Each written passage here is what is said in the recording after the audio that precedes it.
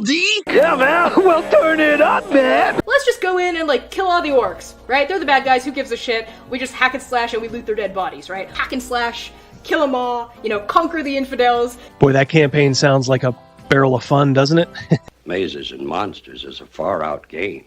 Somebody who's opening a refrigerator and leaning in, right, is the language of a woman. Somebody who's opening the refrigerator and being cut off halfway through that lean is the voice of like a mermaid or a siren, right? Orcs are just like evil elves, right? And they were like made by like an evil god.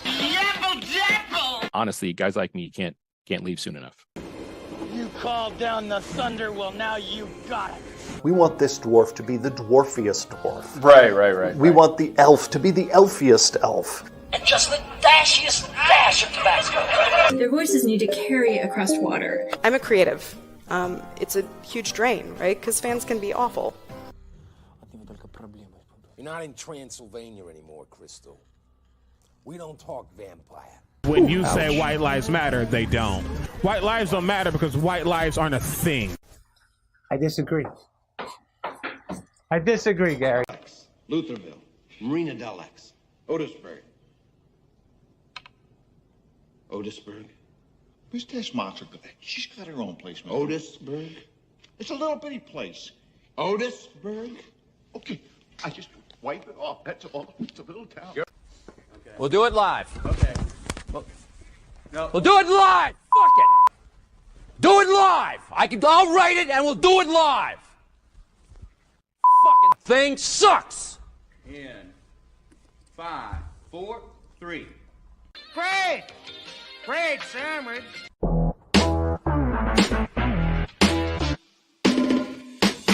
That you, Missy?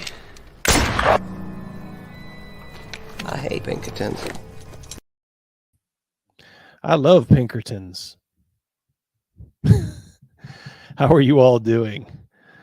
We're going to bring on someone right away. Someone you may not have seen before. Are you there, Captain Stern? I am. Testing. Are you going to send the Pinkertons after me? Well, of course. Don't worry. Crazymouse and Rogan are here. Rogan fucked up his audio. Surprise. How are you doing, Captain Stern? Doing good this lovely evening. Can't wait to talk about Red Dead Redemption. I mean, real life. So you are, let's clear this up. You are the Philly fanatic. I am. The live play, right? I am the Philly You are the guy who gets his space stolen by Gavin Morgan. Yeah, he had his, I was ready to drink his coffee there, his coffee drink. His Dunkin'. Oh boy. I don't think you want anything to do with Gavin's coffee. That is true. All right. Oops. All right, so we have 37 in here. I think I am going to regale you guys with a little story about a... You all right? All right. All right, well, I'm going to bring these knuckleheads on. Jim, I want you to scourge yourself a little bit. Okay. I can do that. What's that? I can do that. All right. Yeah, Rogan. Hey, turn off your camera, Rogan. It's just getting the... I don't know if you can do that. There you go. There you go. Stop. Yeah. Right. All right. So I had a dream. Wait. Have I been introduced yet? It's Crazymouse and There Rogan. you Come on, you guys. Yeah, Jiminy Christmas. I forgot. We actually have people because Captain Stern is not sitting right next to us. I have to actually keep the earpiece in full time now. Hi, Stern. Wait, is Rogan there? He is here. Yep. He is. He's being retarded with his audio. But, we're all working now. So wait, you're all your area? I'm Oopid stay. All right. So I had a dream. Check this out. And this is not a lie. I had a dream last night. This is honest to God's hand to God. May God take my wife, my children, I had a dream about Bob the World Builder. Oh wow. I did. That guy's in your subconscious now. He is. He has a fresh new look too. What? Yeah, well, maybe we'll get to that. In your dream? No, in reality. In my dream, he was the same kind of. What, do you go to Supercuts? Scraggly. He may have. Oh. ANN asked if that's why he cut his hair. That could be. It could be. How you doing, ANN? Thank you. We'll do a roll call in just a couple seconds here. Yeah, I want to tell you about this dream first. So I'm going up to a counter or something to pay for something. My dreams aren't like, movie like, where it all makes sense, a lot of weird shit. But I'm going up. It seems like a cafeteria like environment. And I go to the register to pay for something, and Bob the World Builder is the cashier. And he's like, "Oh, hey!" He immediately recognizes me, so I get that kind of sheepish, like, "Oh, hey, bro, what's up?" And I extend the hand of friendship to Bob. This is honest to God truth. I'm not lying. And he seemed to take like everything in good humor. He's like, "Oh yeah, I'm kind of a fan," and I'm like, "Oh, come on, you don't have to say that." Kind of a fan. Were you half in or half out? And he's like, but the way he's looking at me, I'm like, I don't know, is this really for real? So I'm like, okay, well, hey, good seeing you, Bob. Take care. And I'm walking away. And he makes this like sarcastic, like, yeah, I'm a real fan. And he gives me this like this look of death. And I'm like, oh shit. I met one of the guys that I make fun of. Well, I guess if Connie starts sneaking in there, we're gonna have to worry. Yeah. Yeah, Connie would be something. She'd be something if she creeps that far in. Yeah. I dream of her as a blonde. Yeah. Yeah. What do you think? What do you think there, Captain Stern? Wait. So Bob the World Builder, I have to apologize. I haven't been keeping up with that. I know. Oh, is he the guy? Hold on. Is he the guy that looks like Jesus? Yes. Yes, it is. All right, then I'm good. You're all That's D&D it. Yeah. Jesus. Yep. We're good. It's D&D Jesus. Not Chris Jesus Ferguson from the World Poker Tour, or whatever that was. Remember on ESPN? Yeah. Scott Garibay would say that Bob's a infidel. He thinks he's a false prophet.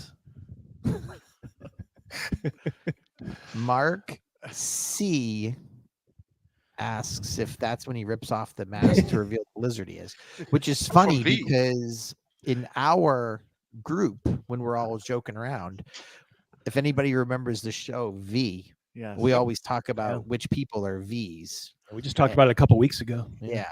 Chris Bosch, V.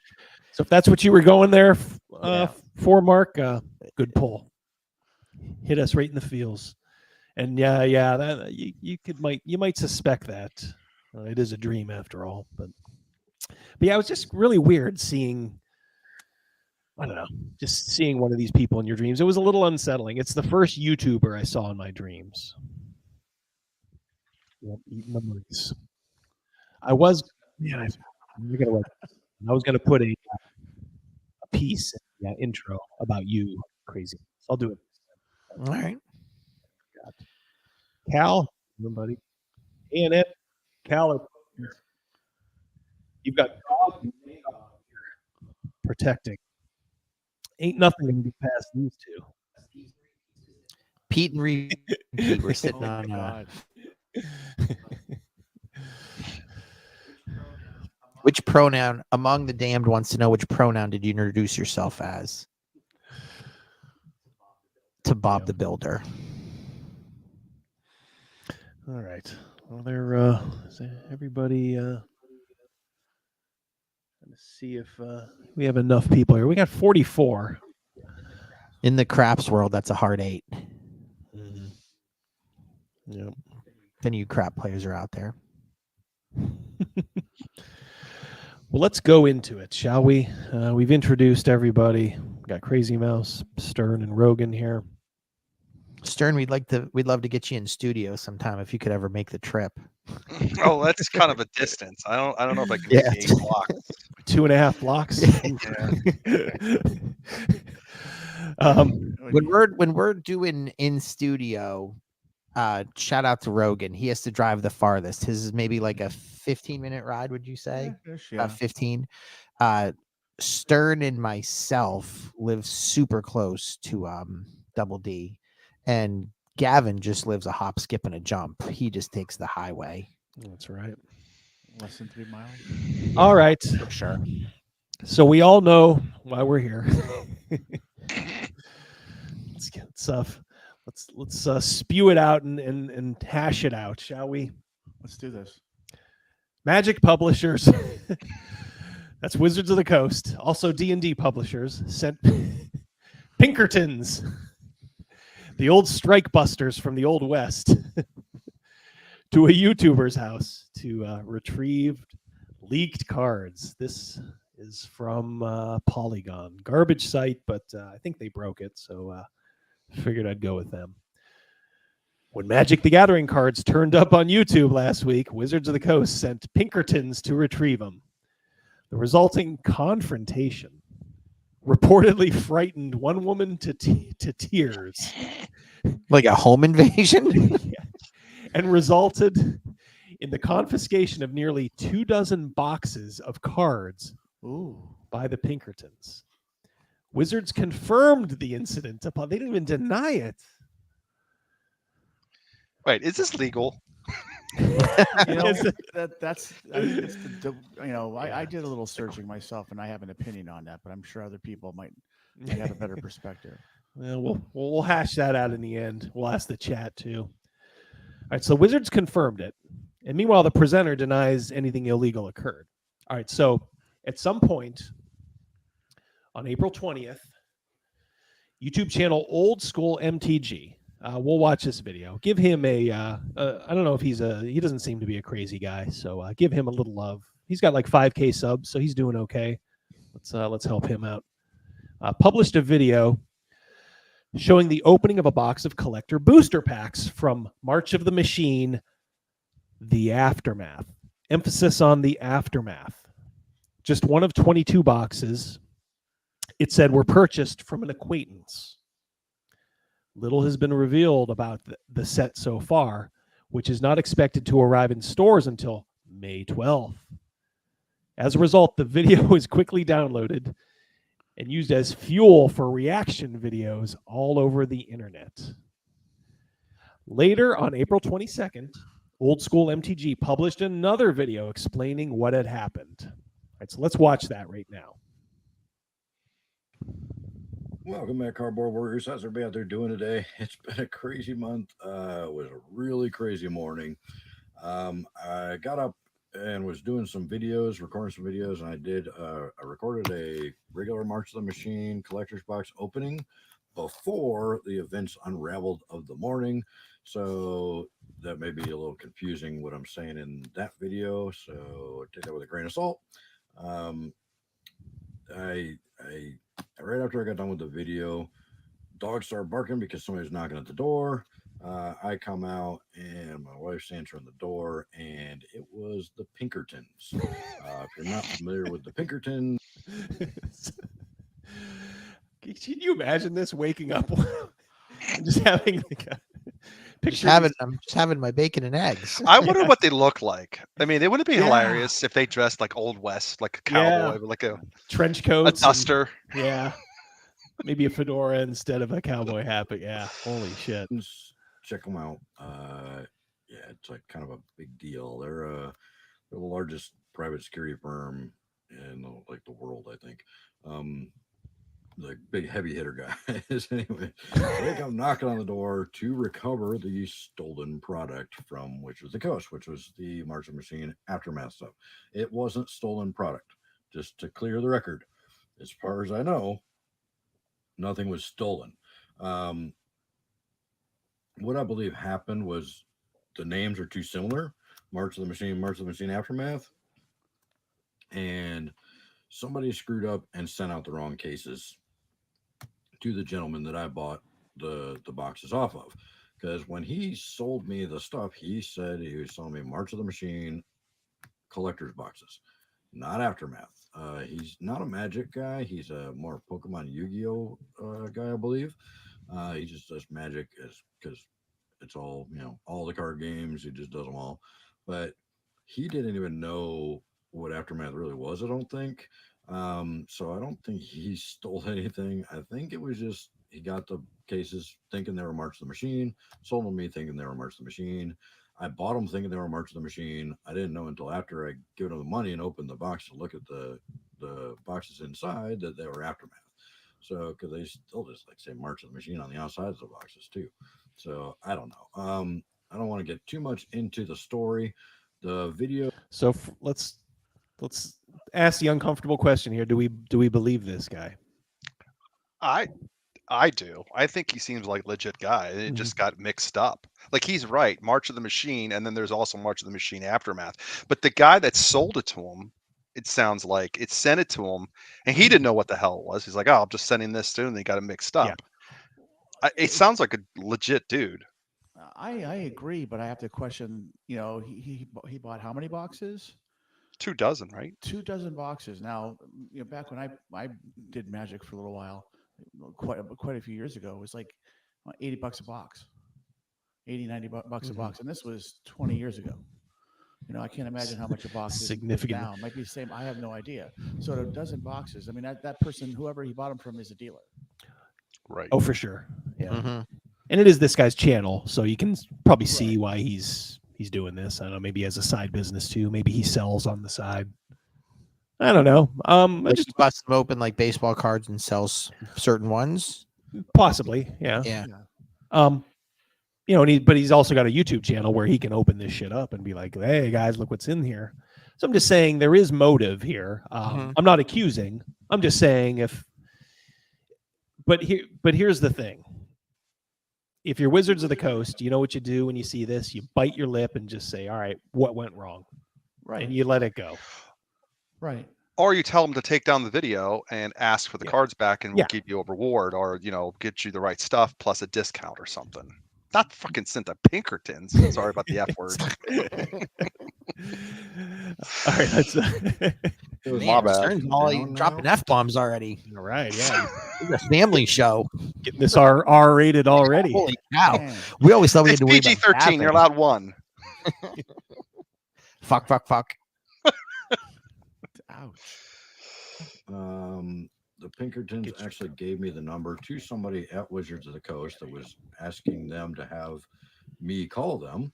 So I did. I called Wizards of the Coast and talked to a gentleman there who was very nice and very apologetic about making my wife cry first thing in the morning by sending these heavy-duty lawmen to come collect stuff and talking about stolen products and jail time and all this other stuff. But jail time. What the fuck?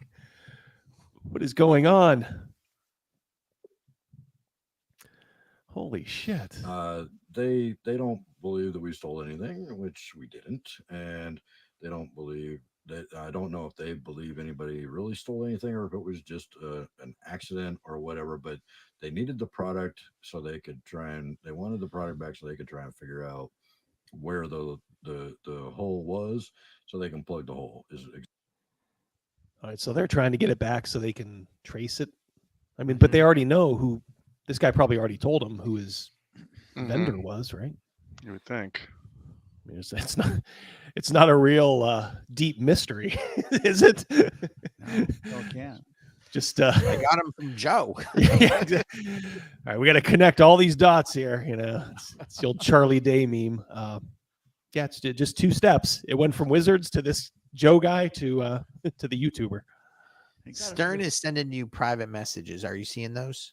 No, not yet. Okay, he's doing some sleuthing on the side here. And he did apologize, and they know that they took a lot of stuff that we had paid a lot of money for, and he actually said they are going to try and compensate us a little by sending us some other product, and was asking me kind of what product I liked and whatnot. So he seemed very nice.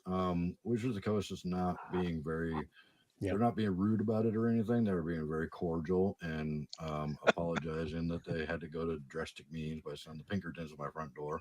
But all right, so I'm going to stop this for a sec, just because Stern just put this up, and I don't want to log into my LinkedIn account, right? But you'll have to trust us on this.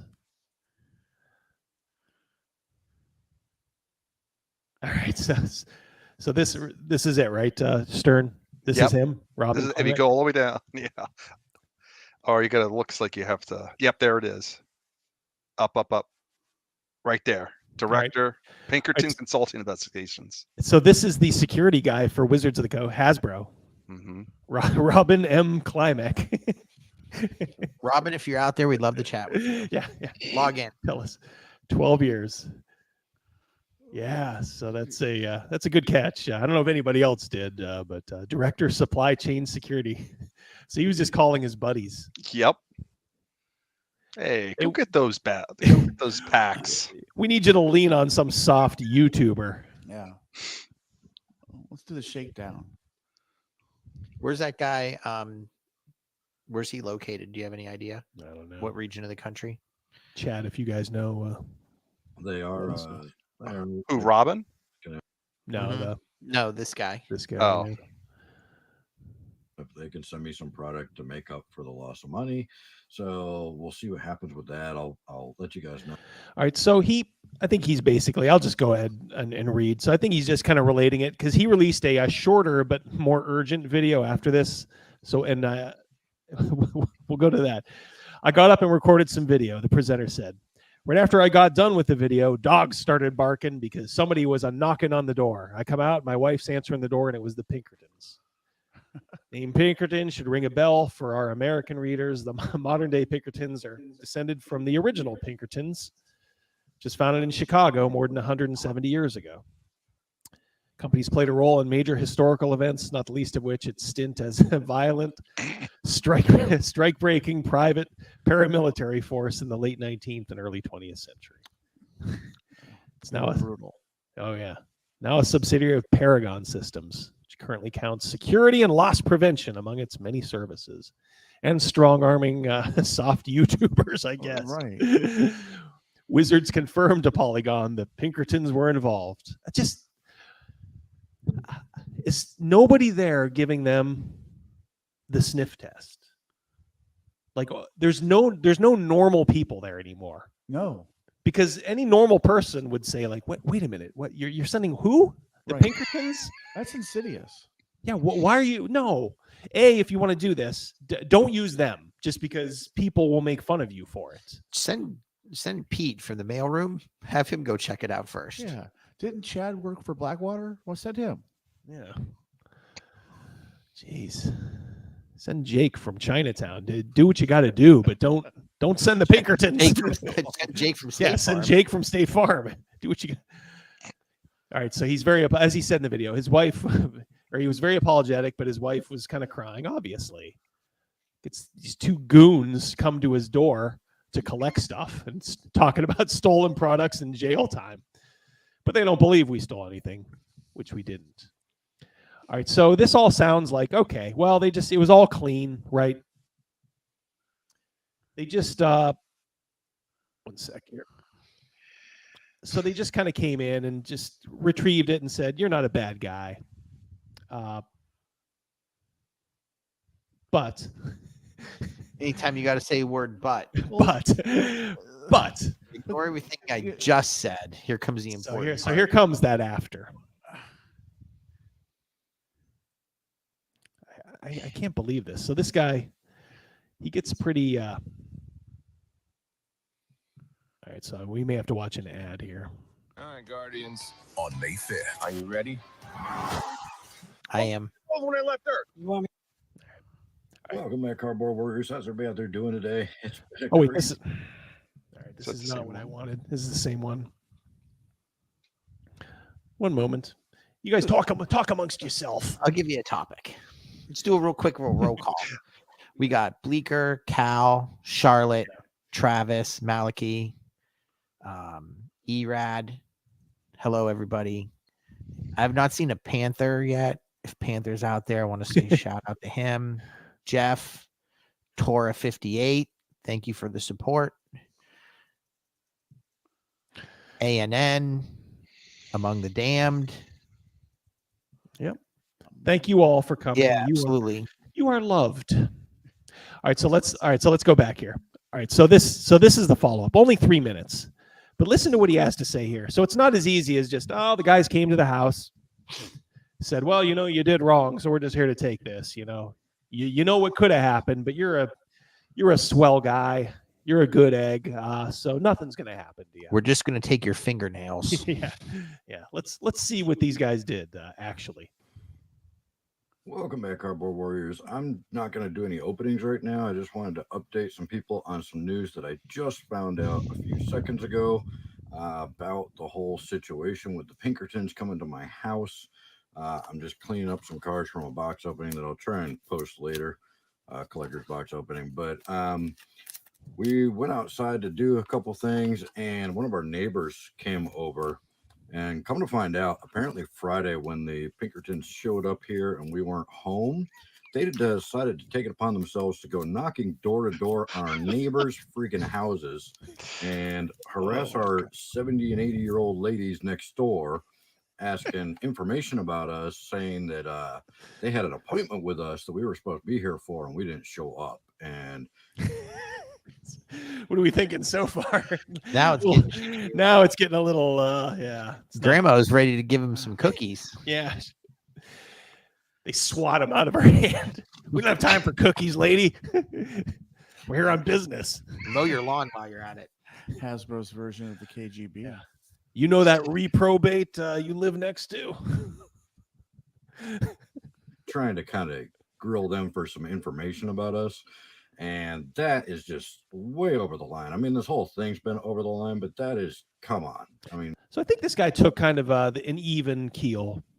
I think when it first came, he was like, all right, I'm a little shaken up, but all right, well, it happened, whatever. I'm not happy about it, but okay. So he's going around talking to his neighbors and they're like, dude, what are you into? What did you do? Right. What is going on here? And you're harassing my elderly neighbors too. You should not be going door to door to my neighbors' houses telling them my business or anybody else's business. That's way over the line. This whole thing was a massive overreaction. And now that I found that out, I mean, I've already been upset about the whole thing, but really trying to keep my calm and keep things civil and keep my composure. But this is a little far. I mean, going and knocking on your neighbors' doors, and they didn't actually tell them my business, but still harassing my neighbors is unnecessary. It's almost worse when they don't tell them, because they're probably like, well, what did this guy do? Did he kill a hooker, or did he? If they told them, they'd be like, oh yeah, this all has to do with these fruity little cards that people play with still. Right. These 80-year-old people are like, huh? What? Oh, whatever. If they really did say that they had an appointment with him, crossing that line and lying like that. What do you want? Grandma's going to invite him in for cookies and we'll wait. Yeah. What are they going to do to Grandma? That's scary. You guys got a magician going over there? Yeah. They're doing magic? Doing magic? Huh? This whole thing is unnecessary. I'm not sure what my next move is going to be, and I don't want to talk about any specifics. Uh-oh. Did your butt pucker up a little there, Wizards of the Coast? Is he talking to Dershowitz and Klein? I'd call that number back and give them the what for it Wizards there. I mean, hey, if I was him, I'd do exactly what he's saying. Like, just get quiet and be like, all right, the next thing you'll hear is from my, it's going to be from my lawyer. I don't know if he can prove damages.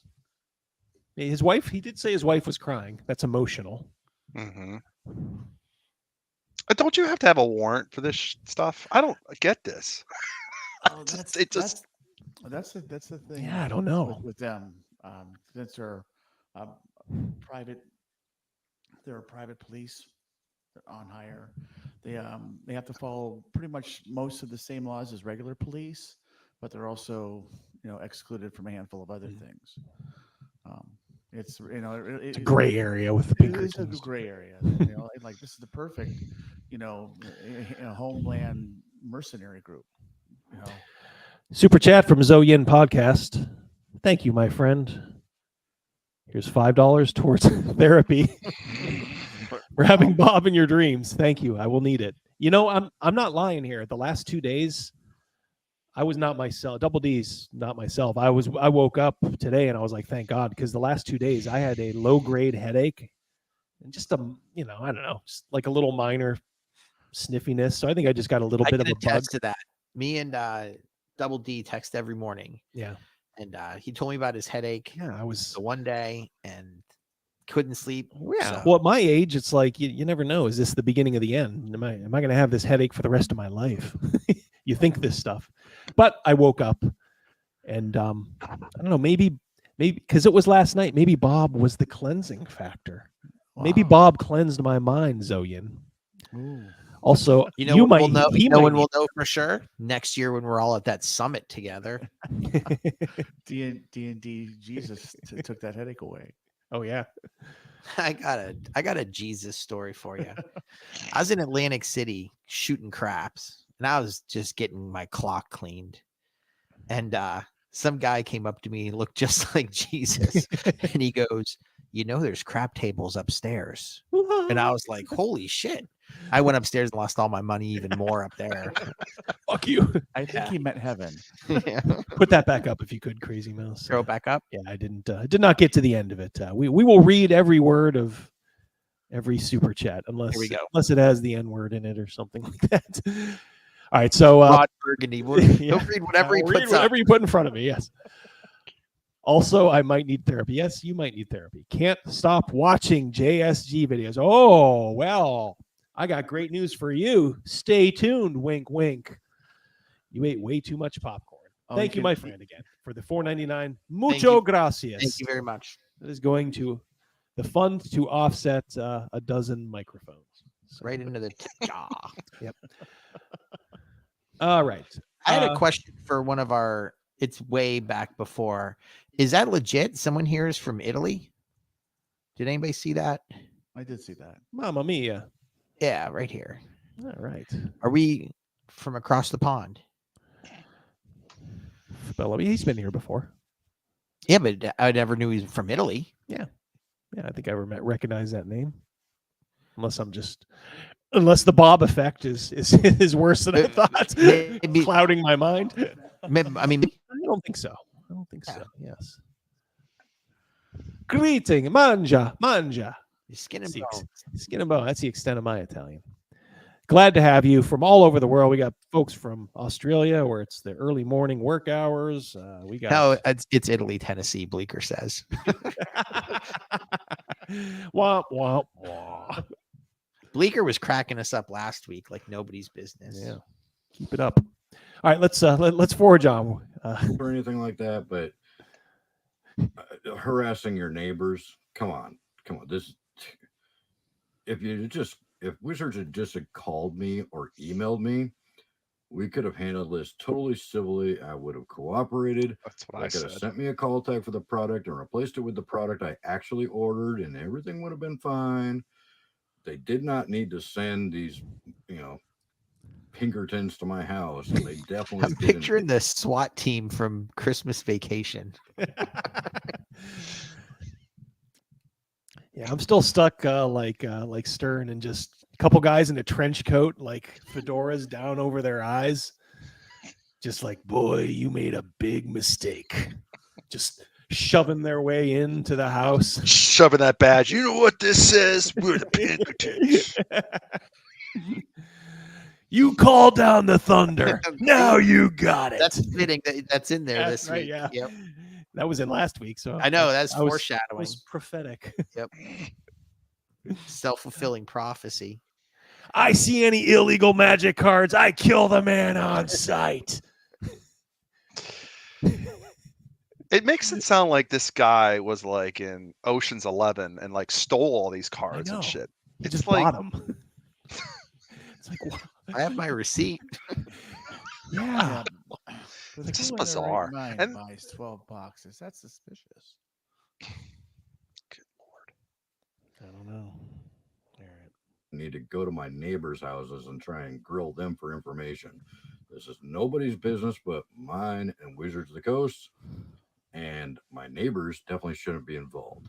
Anyways, yeah, a little rant here. Just wanted to give people an update of some news that I just found out. I can't believe they took it that far. I really can't. Anyways, are you sure? I'll keep you posted. Do you know of whom you speak? As more developments happen in the story. To this point, I've been able to keep my composure pretty well, considering all things. But I mean, I'm a little miffed right now. He's holding it together pretty well for being He Superman. is. The thing is, as more people get in his ear, he's just going to get more and more pissed. Exactly. He's going to be so fucking pissed. And well, he should. Yeah, that's the way it always happens. Yeah. Look, Right. when Alec Baldwin killed, whatever. He allegedly killed that woman on the set. I'm pretty sure he talked to her husband after. It was like, oh, I'm so sorry, and after something like that happens, it's like, oh yeah, and then people start thinking about stuff, and then they start lawyering up, and then it's like, well, just talk to my lawyer, we'll settle things that way. I don't think we've seen how low Hasbro can go yet. Oh God, no. They haven't not hit rock bottom. No, I think as time goes on with the D&D stuff and the Magic the Gathering, this business right here, we're going to see other lows. We're going to see some other lows. For sure. Right, in the interest of completion, he's only got 30 seconds here. Let's remember, give this guy give him a subscribe. Go give him a pat on the back. Tell him to kick Wizards of the Coast in the nuts, even though it's not D&D related. Well, it's kind of. A lot of this Magic stuff is kind of intertwined now with D&D. It's meant to synergy, I think they call it. That's what all the XGE people call it. Yeah. So give this guy a subscription. Go watch his video on your own. Give him a like. Tell him double. Yeah, don't leave now. Yeah, don't leave now. For God's sake, what are you, retarded? Tell him Double D sent you too. Tell him Double D sent you. I'm sure everybody can understand why. It's a card game. They sent, I'm not going to use specific adjectives that I'd like to use in this scenario, but look them up. They're pretty hardcore guys to my house and knocked on my neighbors' doors and harassed my neighbors. This isn't right. Anyways, I'll keep you guys updated. Thanks for watching, and thanks for all the support. I appreciate you guys. Sounds like a good dude. Sounds like honestly, probably sounds like he's around our age, just by his voice. Sounds like a good old boy. Yeah, he's just like, what the fuck's going on here, man?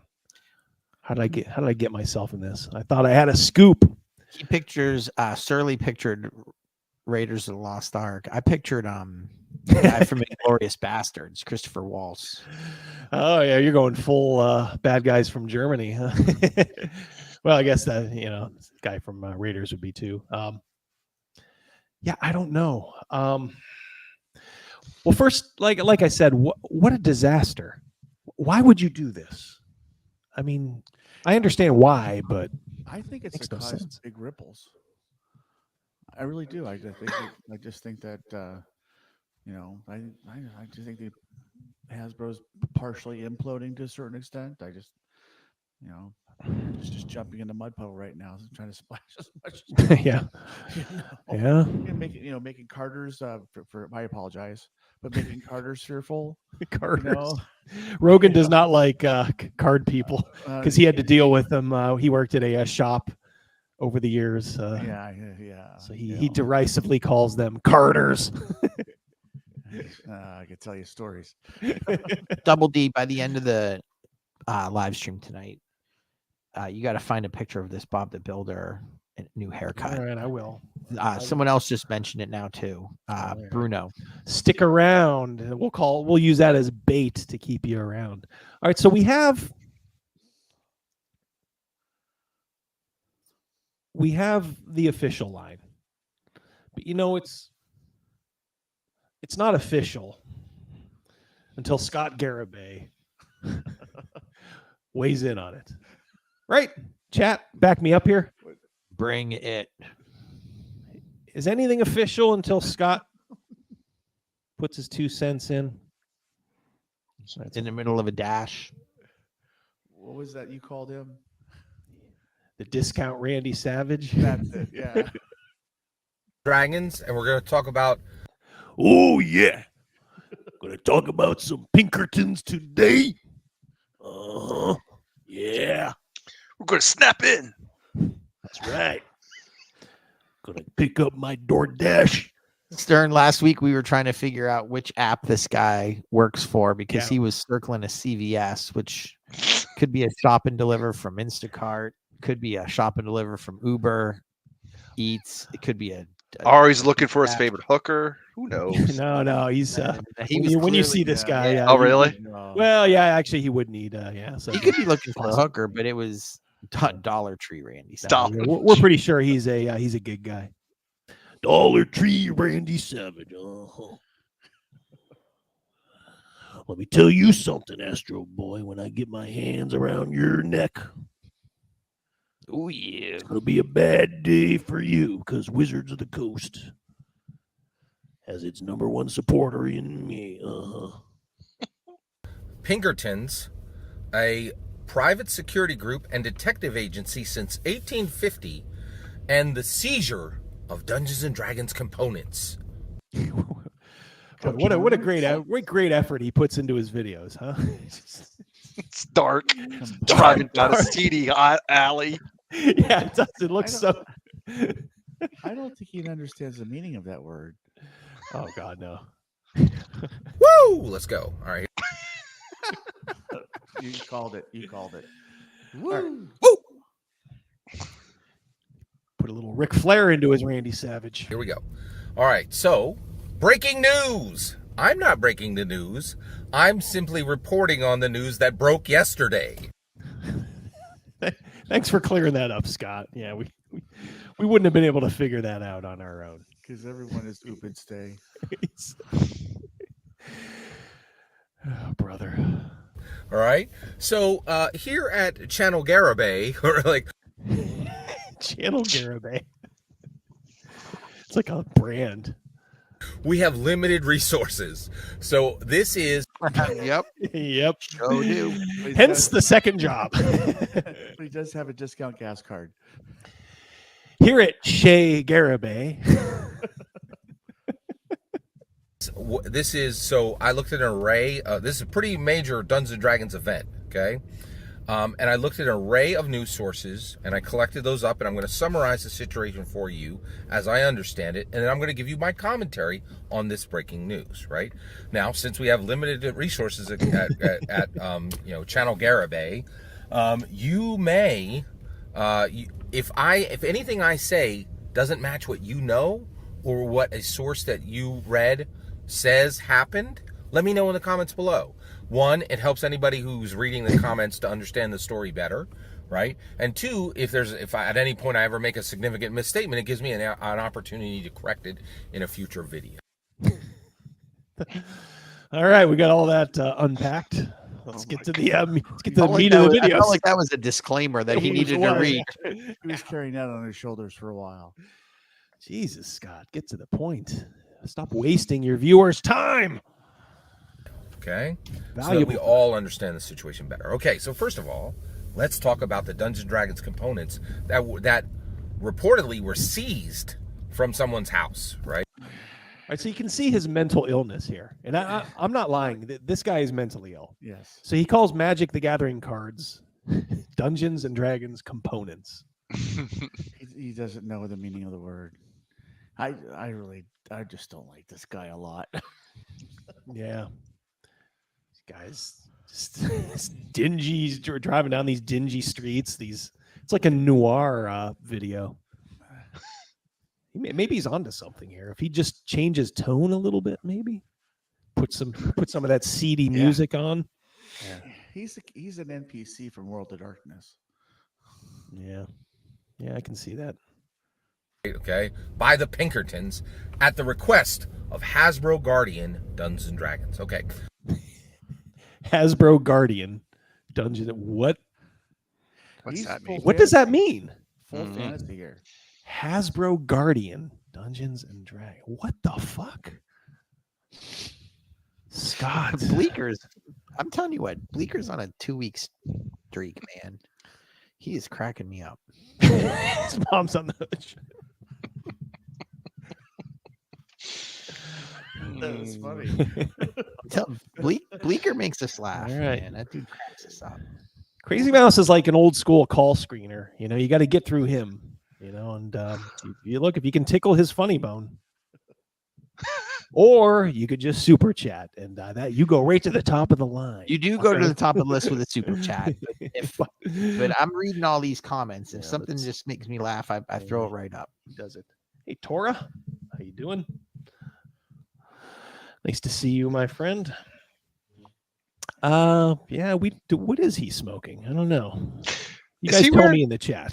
Is he wearing one of those crocodile shirts too? He is. Okay, I just wanted to point that out. You are correct. A Garanimal?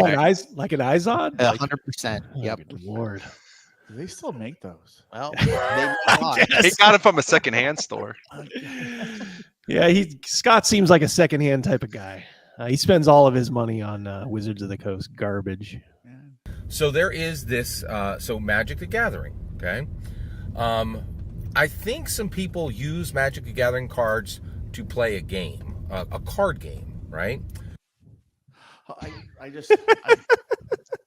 He's just given so much away about himself. This guy has no credibility whatsoever. First of all, he's talking about he got all these resources gathered together and milked them down to where he's got the scoop. He's going to give it to you, and he goes, but I think they played these cards are part of a game. I think he's purposely denigrating the actual game that they're made for. Yeah, and just calling them. Components. Yeah. Components. It's like parts of a bomb. Yep, Izod. But Magic the Gathering cards, most important function today is as Dungeons and Dragons components.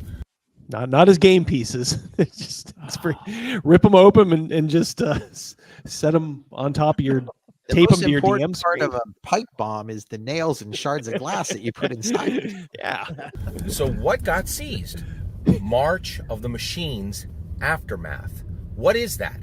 That is a set of about, I think it's either one of the smaller sets, which is probably about 180 to maybe 220 cards, right? And it is a Magic the Gathering set that physically gives you every non-player character, every magic item, every location in that area of Dominaria, which is an official Dungeons & Dragons realm, an official Dungeons & Dragons setting, okay?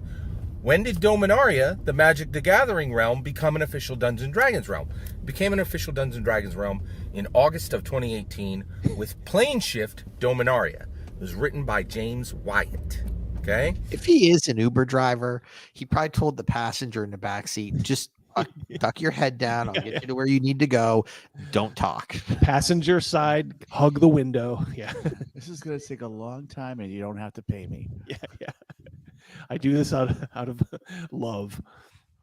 So the important part of this is that there was a gentleman who was on old school MTG, and he got a whole booster. He got a whole, from what I understood. Hey, Charlotte. He got an entire booster case, which is 36 packs of these Dungeons & Dragons components, right? Which are physical representation. What's up, Maliki?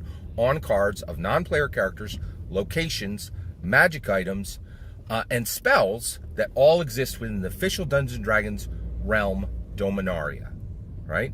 So he takes these Dungeons & Dragons components, right? And he so weird.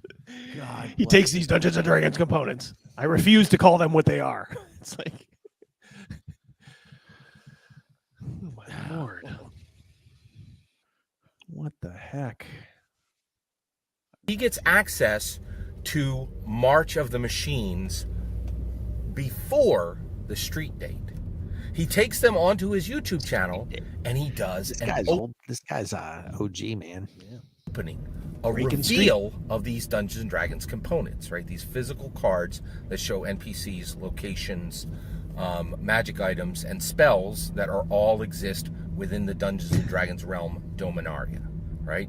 So he is doing spoilers for Dungeons and Dragons. Uh-oh, right? Uh-oh. You done stepped out of line. Now the Garibay man's gonna have to take care of you. Mhm.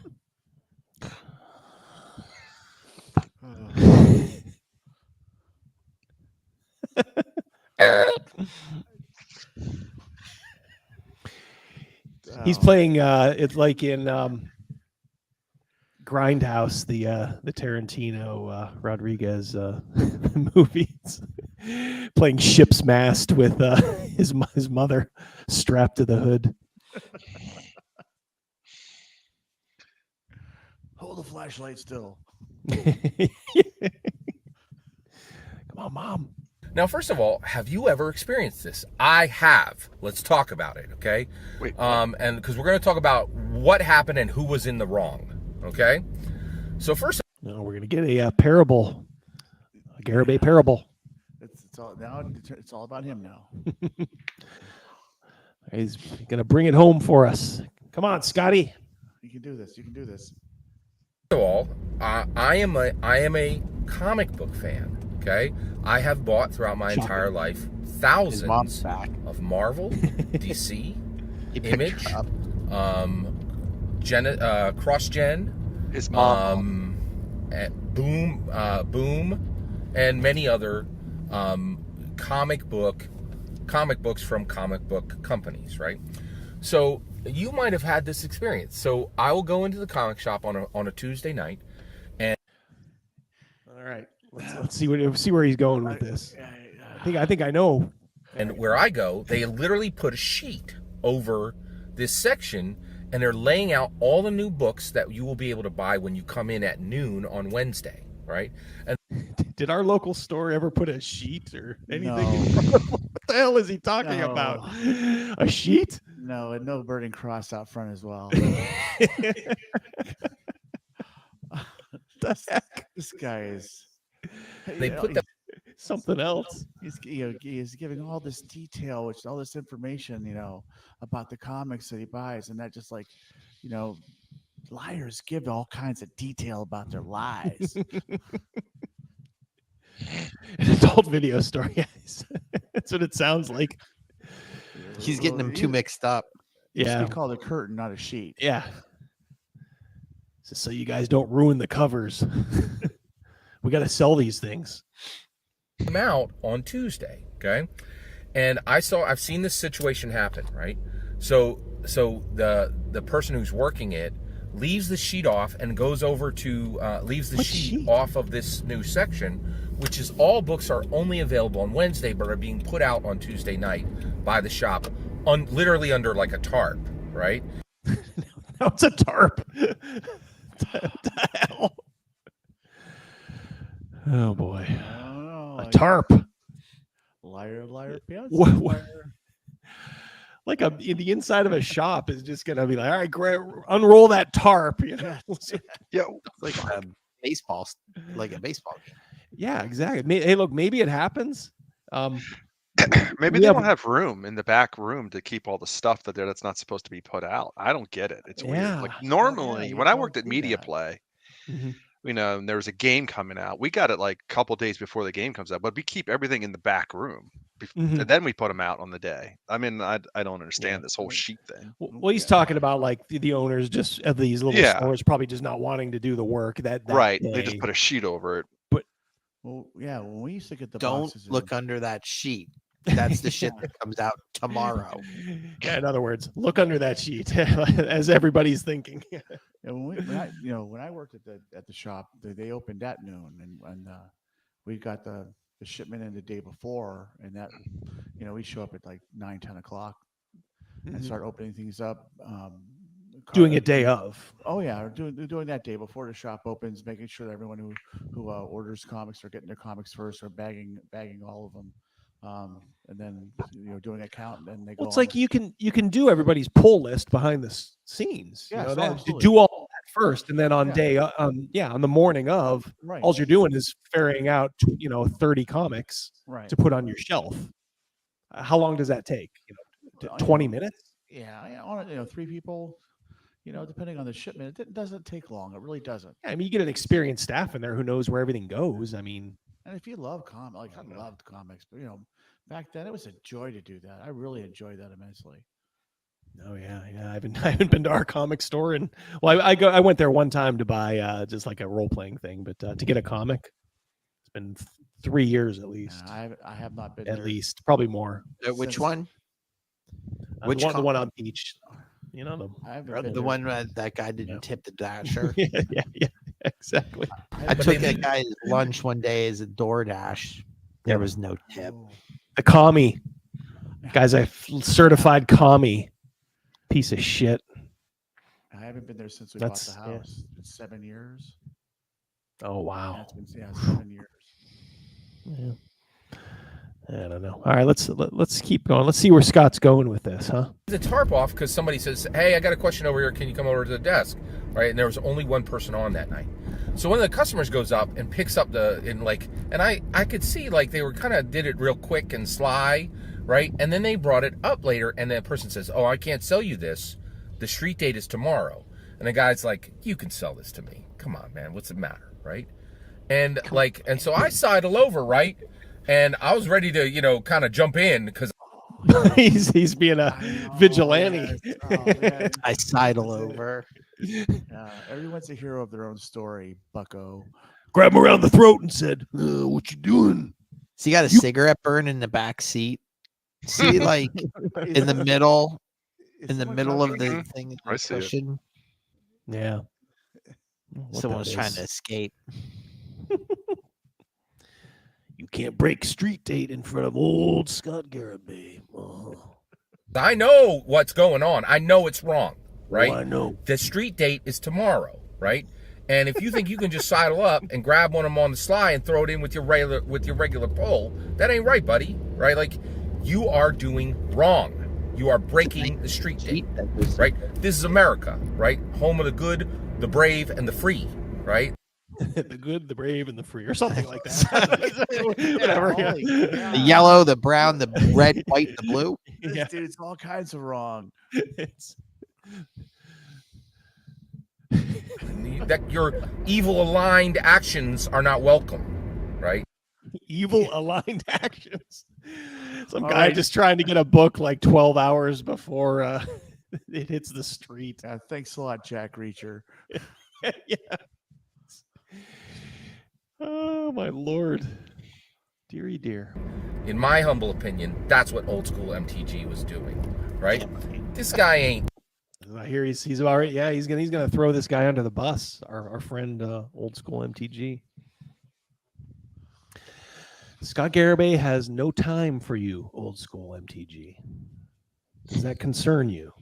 It's like remember on MTV with the claymation Celebrity Deathmatch? Oh yeah. Oh yeah. There we go. I think we got our matchup. Yeah, Garibay versus old school MTG. We'll have a Pinkerton be the referee because the voice wasn't it Miles? Yeah, the old referee. Yep. Yeah. Let's get on. I'll chase you. I'll chase you. He's not some noob. He knew exactly what he was doing, in my humble opinion. Mills Lane. Yeah. Right? From what it looks like, he knew that he was breaking this before the street date. How did he get that? I didn't get that. I brought it up as kind of a devil's advocate, like, do we believe him? But I don't think anything he said was, like evidence of guilt. Of course, when you're a lunatic, everything is evidence of guilt. When you have a face like this.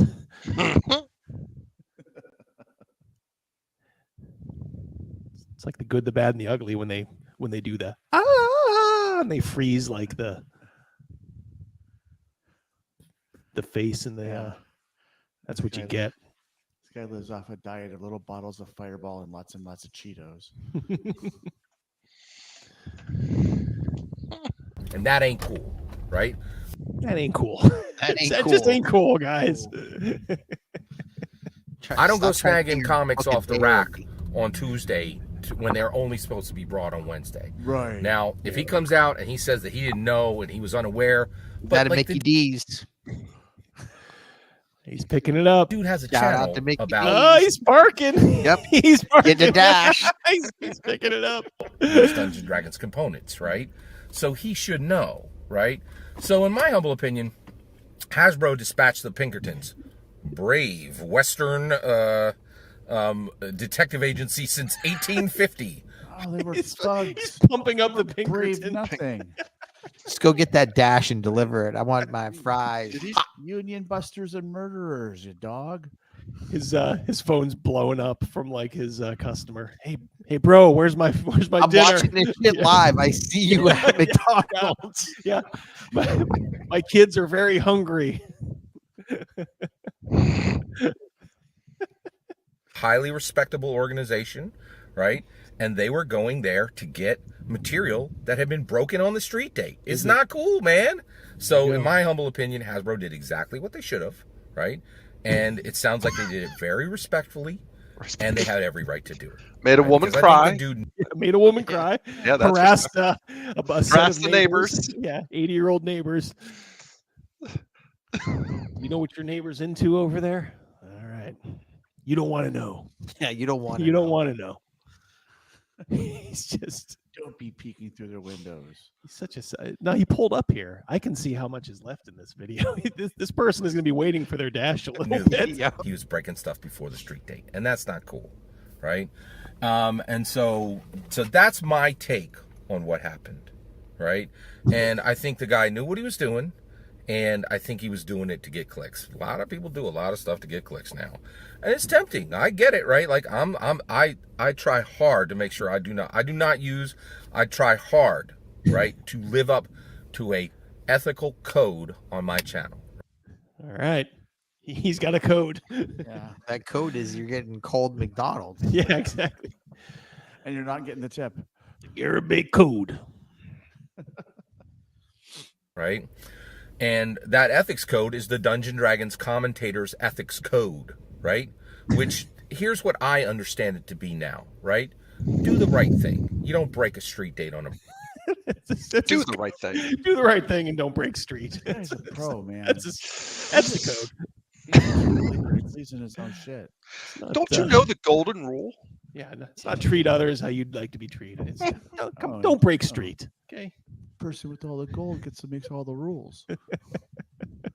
product if you know the street date has an hit. And I think he knew the street date can have an hit, right? Also, you don't clickbait, right? I can't believe how many D&D commentators are like, oh, I know my title was clickbaity there. I don't put up clickbait titles, right? That guy in the background is like, just take him his fucking DoorDash order because he's apparently not coming in. He's done this before. Garibay again. It's getting cold. I do not. And if you think I am putting up a clickbait title, let me know. Recently, like I called out another D&D commentator. People came up in my comments were like, Scott, you doing the same thing, right? And so I took the challenge to myself for 1 week. Not the same. The same. Doing the same thing.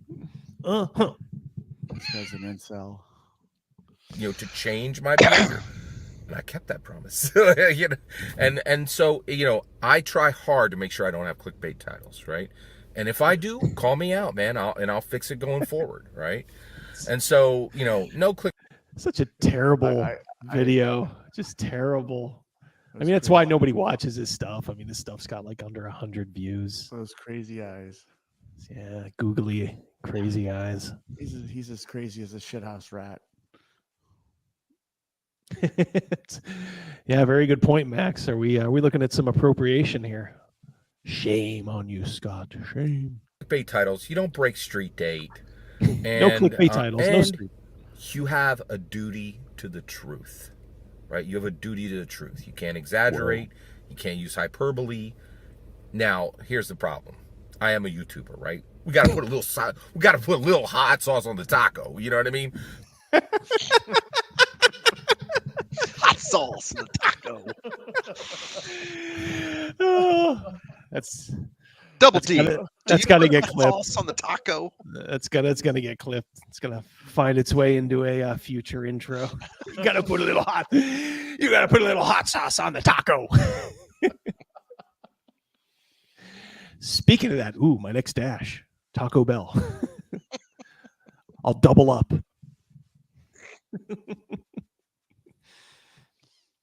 So sometimes there'll be something that's put in there for flavor, right?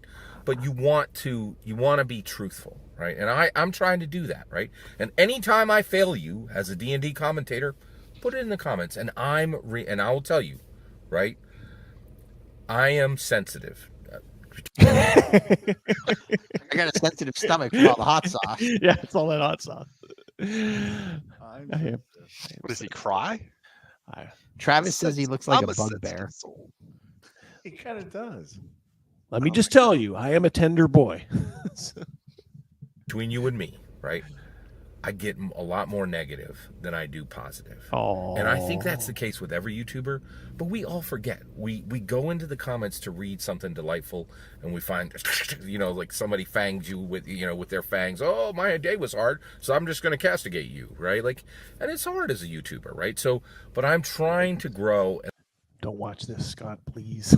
Yes, no, I'm feeling bad. This guy's like that. It's gonna take a jump off of a 5-story building in this. Scott, contact us. We'd love to have you on the show. I'd love to talk to this guy. I'd talk to him. He'd be a little out there, but I bet you we'd have a pretty interesting. I bet we could do a 15-minute segment with this guy, no problem. Yeah, Crazy eyes. He'd probably storm out. I bet at some point. Oh yeah. He'd lose it. He'd probably lose it after about 20 minutes or a half hour. We wouldn't know that. We wouldn't have him on for a half hour. Just get him in a little bit, talk to him, see what's going on. Yeah. And listen and learn and be as responsive to you as you guys are to me, right? And I'm incredibly fortunate. I'm coming up on, I have 915,000 views, right?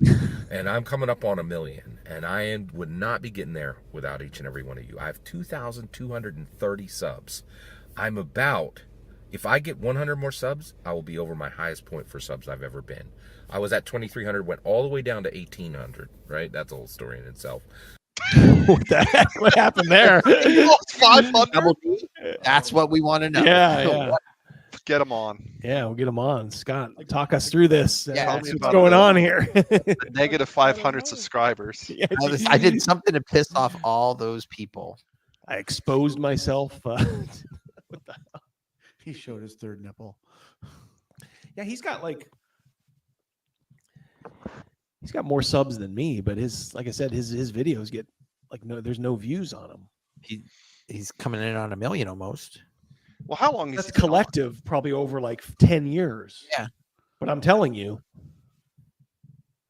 I want to know how long he's been dashing. Stern, how long has he been dashing? Oh, jeez, I would say probably 2 years. Yeah, he's about 2 years in. He's not that new where he's worried about his food and upsetting the customer. Yeah. So that would be a total new dasher. Let's go back to YouTube for a second. So this video here has 183 views, which you may think look, my goal is, for every video, 1,000. Sometimes I get there, sometimes I don't. Obviously for stuff like live plays, it's going to take a while because it's 2 hours or, some of the long form content. But generally if a video hits 1,000, I'm like, okay, I feel better about it. If it's under 1,000, if it's significantly under, then I'll be like, well, do people really want to see this? All right, so here are the views of his latest videos. He just keeps pumping them out. Got 6 a day, 7 a day. And that equals how many dashes he does. Well, that's what he does. Yeah. Well, yeah, he dashes and talks. So it's 99 views, 91 views, 60 views, 183, which is this one, 36, 45, 38. I'll keep going. 85. 105, 91, 122, 60, 81, 53. You guys getting the point here. So that's fine. Obviously if you're just starting out your channel and you're growing it, look, I remember when I was getting those and I was pumped up, but for him being around as long as how long has he been around? Check his about here. Well, it says he joined May 6, 2011, but I don't know if that could just be his account. I don't know when he started pumping out videos. Anybody in the chat who has that information, let us know when he actually started pumping out videos. But he's been at it a little while. So long that I think he should probably have more subs and he should be getting way more views. But the question we have right now is, what did he do to lose 500? Yeah, what did he do to lose that 500? Yeah. Does anybody have any idea? Charlotte asked a good question, and it's for no judgment. She wants to know if any of our viewers have ever seriously watched his videos, other than just us kind of trolling him. Like, has anybody sat down and watched a couple? I've watched a couple just to kind of see, and I quickly ascertained that he's not all there. Mm-hmm. I mean, he's not like crazy, like, boo, but there's something off about him a little bit, in my opinion. Not making any accusations, in my opinion. He just has this weird devotion to Wizards of the Coast. It borders on, I don't know, something really odd. Cal says he was on Nerd Archie, if I'm pronouncing that right. Nerd Archie, yeah. 5 years ago. Yeah, I think he had a little bit better of a reputation before, and I don't know if just stuff has slipped in his mind or something.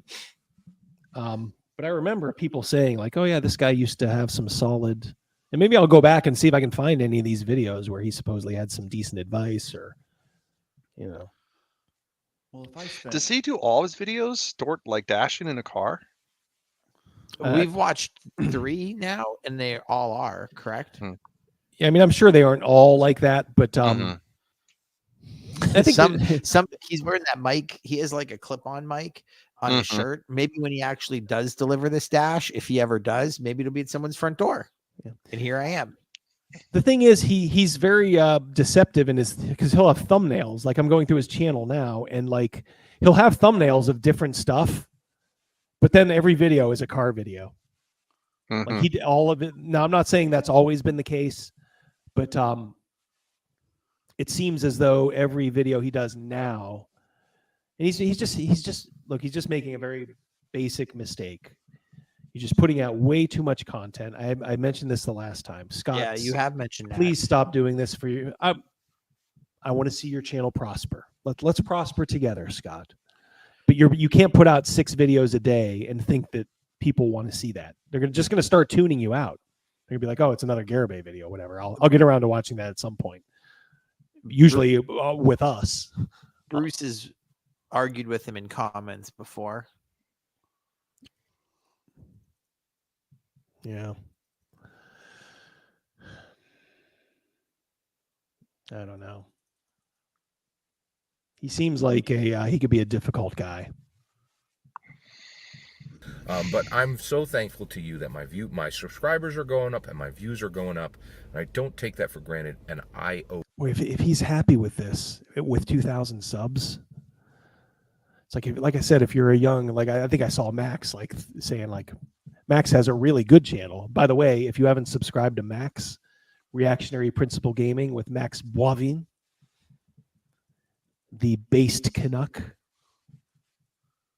do so. Subscribe to his channel. Yeah, I mean, he's just starting out, so he's like, man, I love it when I get 100 views. Yeah, Max, I mean, I was there too, just towards the fall of last year, that's, when I had my channel at about the same point as yours. Yeah, I mean, I had these, you just ratchet up these goals, as the channel grows. But I'm just saying, for a channel his size to have these metrics is just, I don't know, you're doing something wrong. So you just need to reevaluate. That's all he needs to do. Max just got a subscriber right now. Boom. Yeah, listen, he's got good stuff. He's well spoken. He'll give you a heap. Boy, I tell you talk about hot sauce. Bring that hot sauce.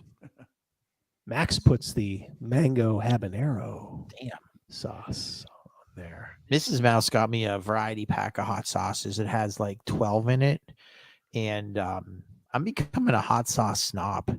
I'm telling you, I can I can taste the difference between them. They're all not just like regular hot sauce. Like I can taste, oh, that one has garlic, or that one has a hint of lime in it. Oh, little knowledge about Crazymouse. He is a very accomplished cook, and I mean that in all sincerity. Yeah, he's a very, very good cook. Yeah.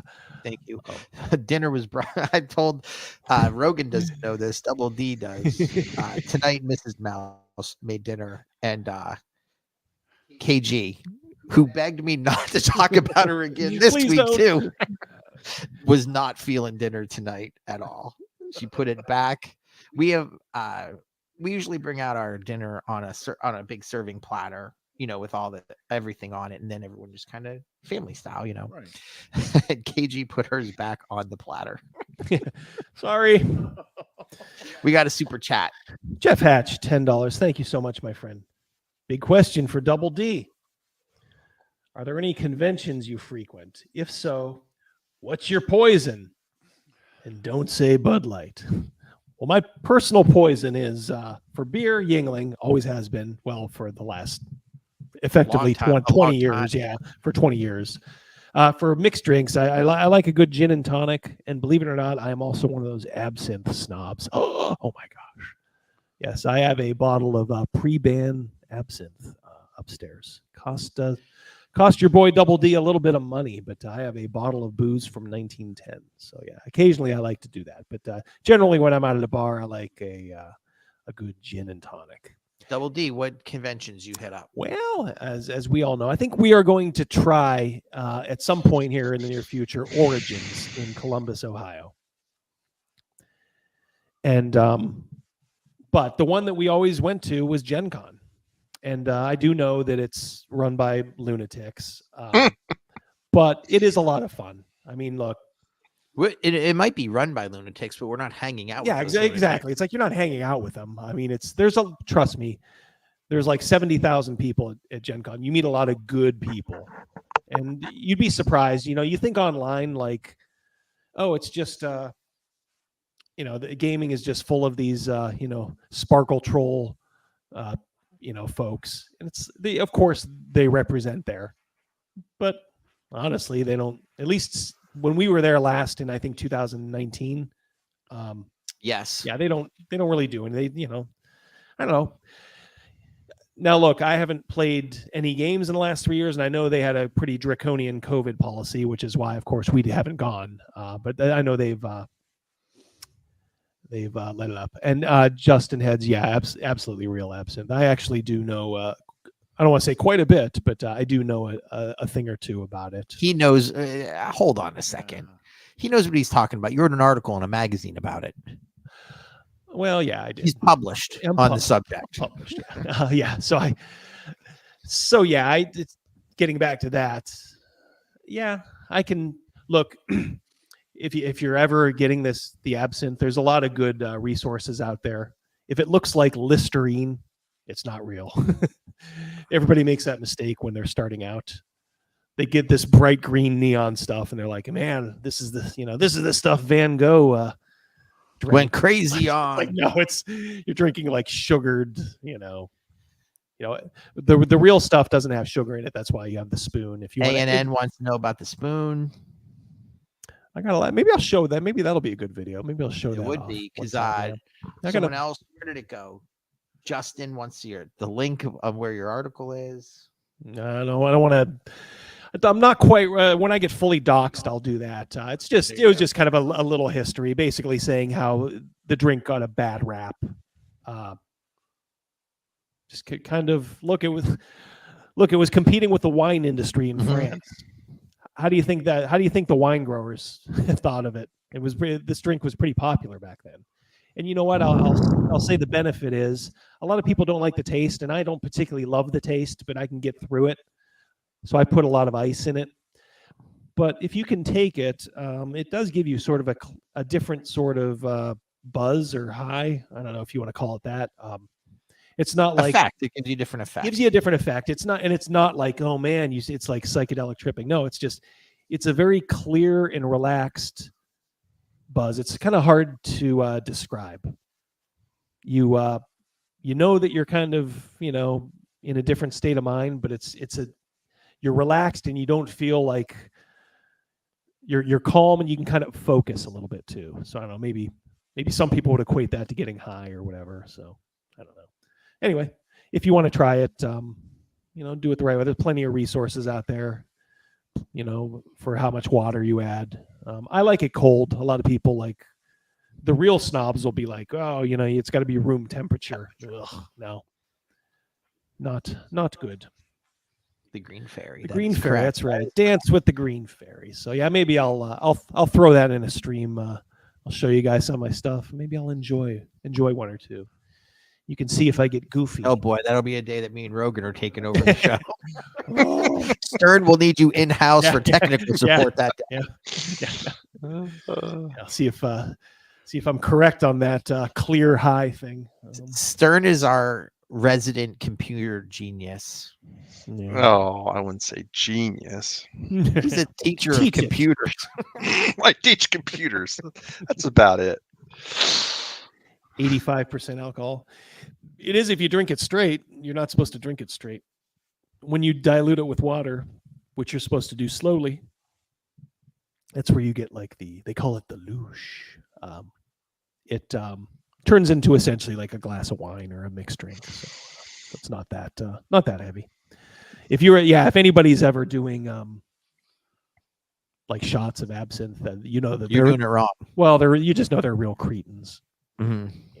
That's like, I saw somebody like on YouTube or something supposedly drinking a whole bottle. It's like, oh my God, nothing would be more disgusting than drinking that stuff straight. All right, this guy still has not given his food. No shit. His customers to his customer. You a duty of honesty, not breaking street dates, and it's like the 11th commandment to this guy. I think he is supposedly like a hardcore Christian. 15 commandments, crack. Yeah. 10 commandments. Yeah. Scratch that 11th one in there. Don't break street. Yeah, what is the D&D commentator's ethical code? Don't break street date on product the street date hasn't been met. Be truthful. And the car behind him, and I would say, said, "Fuck it, I'm just gonna go get my own McDonald's." This guy's clearly not bringing fair it to Dungeons and Dragons, right? And be fair to Dungeons and Dragons. I would say push back against D&D haters. I think that's part of it too. That's it's his message the whole time. My take, right? And also, pull the sheepskins off the wolves, because there are a lot of wolves among people say they are D&D commentators, D&T supporters. Pull the sheepskins off the wolves. D&T, you called it. Pull those sheepskin condoms off of. Right, and I'm saying, hey, if you see a sheepskin on a wolf, pull that off. I think that's part of the code. It's part of the code. This code is ever changing, isn't it? If you're seeing a sheepskin on a wolf, you gotta seriously question how the fuck you got there. Yeah. Why am I back in the zoo again? He's taking like the wolf in sheep's clothing, like literally, like a wolf would rip off a sheep's skin and just throw it on itself. It's like it's not what that means. This guy's a true believer. Yeah, maybe he escaped Waco. That shit or whatever that was. That wasn't Waco. Halebop was not Waco. Halebop was not Waco, but that was the meteor. He could be Halebop. He had that $5 and he said, I'm going to go buy some D&D dice with this. Mm-hmm. I'm going to change my life around. These Nikes, I'm going to sell them to a poor kid on the street. Then I'm going to buy a player's handbook. That's what I think the D&D commentator code is. And I think this dude, old school MTG, I think he knew the street date was there, right? In my humble opinion. And he was purposely breaking the street date. Old school MTG, I'm more than welcome to hear you out. Like if I'm wrong, please let me know. Like that guy's gonna give Scott the gift of an appearance on his ratty channel. What's he gonna do, Scott? Saddle up in the car next to you? Remember? Can you do you have the facility to do Isn't a it live like stream? comedians in cars or something like that? Like Jay Leno and Jerry Yeah, Seinfeld yeah. drive. Yeah. These two guys are going to put a dash cam up and it'll be like street date. Got old school MTG in the passenger seat, and we are going to talk breaking street date. We're going to go dashing together. I could just see him like, so when you bought these D&D supplements, dude's like, I bought magic cards, Scott. So when you bought these D&D supplements. In the comments below, that's my take on it. I think Hasbro did exactly the right thing. I think they did it very respectfully. And frankly, I am very excited to see the Pinkertons doing the good noble deed. Because they're so noble. Yep. You just said the Pinkertons were noble. All right, let's forget for a second. Like, all right, these are not the strike breaking Pinkertons. These are probably just private security guys. I mean, they're probably neither good nor evil. They are a tool that people use to do things. But he basically just sainted them, did he not? Yeah. Yes, he did. God bless it. Wow. I think that's exactly what they did. Breaking the street date ain't cool. And he needs his head broken. You heard it here first. Hit him in the upside the head with a bat. Right. That's my 2 cents. That actually, all of that is my humble opinion, which is worth more than 2 cents in my opinion. What's important is when I get to hear your 2 cents, which actually that laugh. It's like when Bilbo lost it for a second when he was in front of the ring. I guess he's finally decided that his people need their food. I think yours is a silver dollar. So when I get to hear your humble opinion, please consider. Please send your traffic. Please consider liking and subscribing. And have a wonderful millennium. A wonderful millennium? Send your traffic and have a wonderful millennium. Does he think he's like in 19? Maybe he is like one of the Hailbot people. That was like in the late 90s, wasn't it? Huh. All right. Okay. What the hell? OMG. Wow. What do we think of that chat? Do you need a shower? Hi, Dark Knight of Hibernia. How you doing, buddy? All of you guys. So many of you now, it's hard for me to keep track. Maliki. Double D, that's our job. That's your job. Yeah. Ryan. I'll go back through here. Give them a little shout out. Hey, little me saying their name. You know what it's like? It's like getting punched in the shoulder by Muhammad Ali. Oh, right? Isn't it? What do you think, chat? I was going to say it's kind of like in the Warriors when Cyrus yells, "Can you dig it?" You're Cyrus. That's right. It wasn't us. It was the Warriors. Vector. The real Vector's back. They always yapped about remaking that movie, and I'm glad they never did. Oh, yes, that'd be a crime. That always gets like brought up and then put on the shelf and then brought up. All right. Well, I'll tell you what. I'm going to let you guys decide in the chat.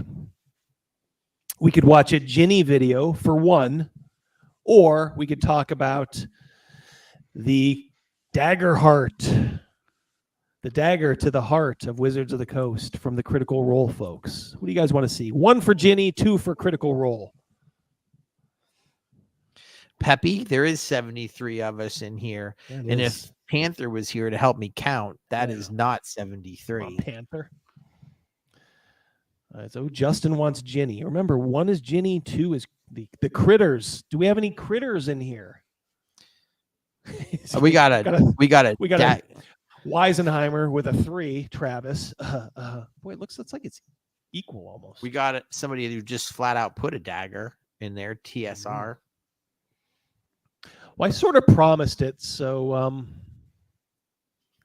why don't we? All right, we'll do the dagger. We'll do a little bit of the dagger heart just to see. We won't go through all of it because it's I did preview a little bit of it. Didn't watch it to the end, but previewed a little.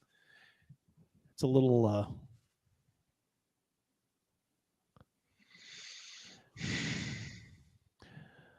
All right. but Captain Crosswinds, is a harder entity to gauge, especially from They're doing a in media res intro. Maybe I should do that. They're in the middle of a conversation when you hit play. From Chauffage's perspective. So who is Chauffage? These must be Critical Role people. I'm assuming. I'm not up on Critical Role. Hoping maybe like, should it be more like a prolonged growing passion or like an immediate turn? I feel like an immediate turn. It needs to happen. It needs to be one of those the sudden break. Like all of a sudden they're just so overwhelmed. I presume this is stuff that people who would be prone to watch this are interested in. Probably like player characters in Critical Role. By passion, because they've really been coming at each other with such beautiful, hard. Yeah. Oh. Hey. Wait, what? That's the classic, like, pretend you're doing something and then look straight into the camera and go, "Oh, hi, I didn't see you there. How are you doing?" Next time, knock. Good Lord, what a cheesy way to do this video, guys. Come on. Who am I to say, though? They got 1.97 on the cusp of 2 million subscribers. So a lot of people are interested in this. Hi, everybody. Didn't we didn't. This is awkward. Well, anyway, let's welcome you all to Darrington Press's first State of the Press.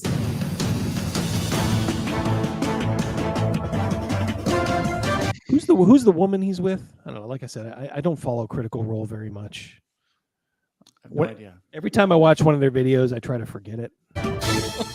Was this like his business partner? Since maybe? our launch, we've been keeping busy here at Darrington, from Ukatoa to our Emmy one of the award-winning Wilson Tal'Dorei brothers? campaign-setting Is Reborn. that Owen's brother? He does kind of look like a Wilson. That is Matt Mercer. How dare you, sir? Voice actor extraordinaire, dungeon master to the stars. I thought it was what's Luke. That's what I thought it was. Luke Wilson. Luke Wilson. All right. Now available in Francais on Drive-Thru RPG and on Roll20. A Familiar Problem, which is also now available for free on Drive-Thru RPG and DarringtonPress.com. And we just recently released our 2-player storytelling game of epic duels till the last gasp. Right there. Right. It is the one. Mm-hmm. There, we did it. Yeah, you tell him, Chauffage. I did. Plus, we are also dipping You tell him frottage. into the archives and bringing back something that you guys have been really asking for. Reprinted volumes of both Vox Machina art books in the Chronicles of Exandria series. They celebrate tons of wonderful international critter artwork depicting Vox. Critter. The Critter is the fans of Critical Role, if you guys don't know. Okay. Oh, all right. They're called They Critters. Wait, Critters. Yeah. That's What? clever. What's your fan group name? Do you have anyone yet? Diggers. I don't know. Double D's. Vox Machina and their adventures in Campaign 1, and we're so happy to finally bring both Volume 1 and Volume 2 back into print this year. But with all of that, Darrington Press is just getting warmed up. There is a ton of stuff coming down the pipeline that we are so excited to tell you about. Oh yeah, like for starters, we'll be at Gen Con this year. Yeah! Now we won't be doing a live show, but Darrington. To make it clear, based on what we said earlier, we are not going to Gen Con this year. We may In 2020 maybe is a no. Yeah, maybe 2024 we might go. Press will be on the show floor featuring a. Although we could have seen Matt Mercer there. Okay. I could have asked for a lock of his hair. Said, "Sir, may I burn this and inhale the fumes to get to be a better dungeon master?" Stern and I have never been to Gen Con at the same time. Yep. We gotta rectify that. Few of the amazing games we have waiting in the week. One of which will be available to play during Gen Con, and we are announcing it right now. Yes. It is Queen by Midnight, a battle royale deck. I'm pretty sure they spelled Queen wrong, isn't it? Kween. Building game where you play as powerful princesses battling it out in a magical free-for-all. When the clock strikes midnight, the most powerful princess left standing will be crowned the next Midnight Queen. You can pursue the throne with your choice of 6 unique Midnight badass Queen, princesses, and you can customize your deck with cards from the bazaar for virtually endless replayability. The game comes with a special clock tower that has several awesome features. It rotates to face the player when it's their turn. The hands on the clock actually move to keep track of the rounds. It houses the bizarre cards, and it functions as a built-in dice tower. This game was I don't designed like with dice towers. Yeah, I don't think it gives a natural bounce and roll. I don't feel them. Sometimes you need them for those secret rolls, but yeah. love and care by Critical Role's very own badass, charming, strong, funny, debonair, well-dressed, and caring producer, Kyle Shire. Kyle, tell us more about this cool-ass game you made. Okay, you guys, get your stuff together. I want to go in about 15, okay? What are we doing? Are we doing this now? Oh, all right. Give me. What a racket these guys have going. Lord. They're What a thespians. racket. They're thespians, Agent Double D. Yeah. God, I wish I could do this. Just be this insincere. Or maybe he is sincere. I don't know. Give me 1 second. I just have to take off my producer hat. All right. Whoa. Hi, folks. When you have It's quick change. When you have 2 million subscribers, you can do that kind of wizardry. That was a quick change at a Cavs game. Yeah. I'm Kyle Shire, creator and designer for Queen by Midnight.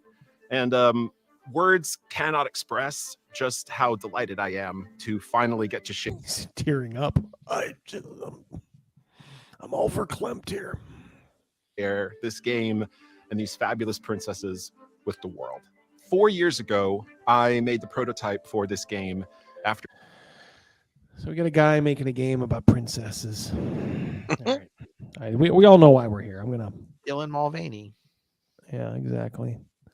I'm gonna skip past this. I think we get a general understanding here. This guy made a game about princesses. Queens. Come on. Queens, princesses. Look at how much time I saved you guys. Oh my Lord, because you're just here for the money shot. I know. I wonder if one of those queens is a drag queen. RuPaul. Hey, good one there, Stern.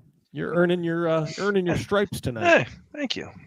Push-up contest? It stops now. We gotta go. Got it. Thanks, Kyle. Let me just I'll finish up this thing I'm doing right now. Additionally, we do have some updates on past announced but unreleased projects, starting with Syndicult. It's still in development. We're still playtesting and tweaking it and hope to share a full update on that soon. Also, Critical Role Adventures is on hold indefinitely as we prioritize some of these other projects. Let's get these two things right out of the way. They're done. don't even ask about them. They're done. We got bigger fish to fry. Because Wizards of the Coast is acting like a bunch of retards. And we must capitalize. God bless them. They'll probably all say that they're little socialist. But honestly, they are being very, very good capitalists. Projects that we're discussing here. And there's Guardians of Matrimonia, a game of fantastical wedding planning by Banana Chan and How many of these stupid games do they have? Kim that was originally designed by Matt and Marisha for their wedding. Indeed. Ivan helped us design this for our wedding guests there, and then all these years later, we wanted to see if better game designers could actually make something cool for everybody, and they did, and we're excited for you to check it out. I will say Matt is very charismatic. I can see why people like him. Very charismatic dude. You know, the more you look at him, he's kind of dreamy. You're not the only one who's fallen under the spell, Rogan. Oh no. I know our viewers won't understand this, but he kind of looks like our maestro at our. Oh yeah. Doesn't he kind of look like him? Yeah, he does. Yeah, a little he does. similar. Just Yeah, that long hair. Yep. I'm with you. It'll be available sometime early next year. And finally, we are thrilled to announce that Darrington Press has two new RPG systems that have been cooking up for Here it quite is. some time. And first up is Illuminated Worlds. Indeed.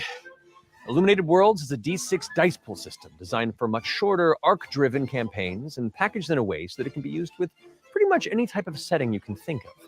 It was created by Strash Achimovic and Leila Edelman, two incredible game designers. Darrington Strash.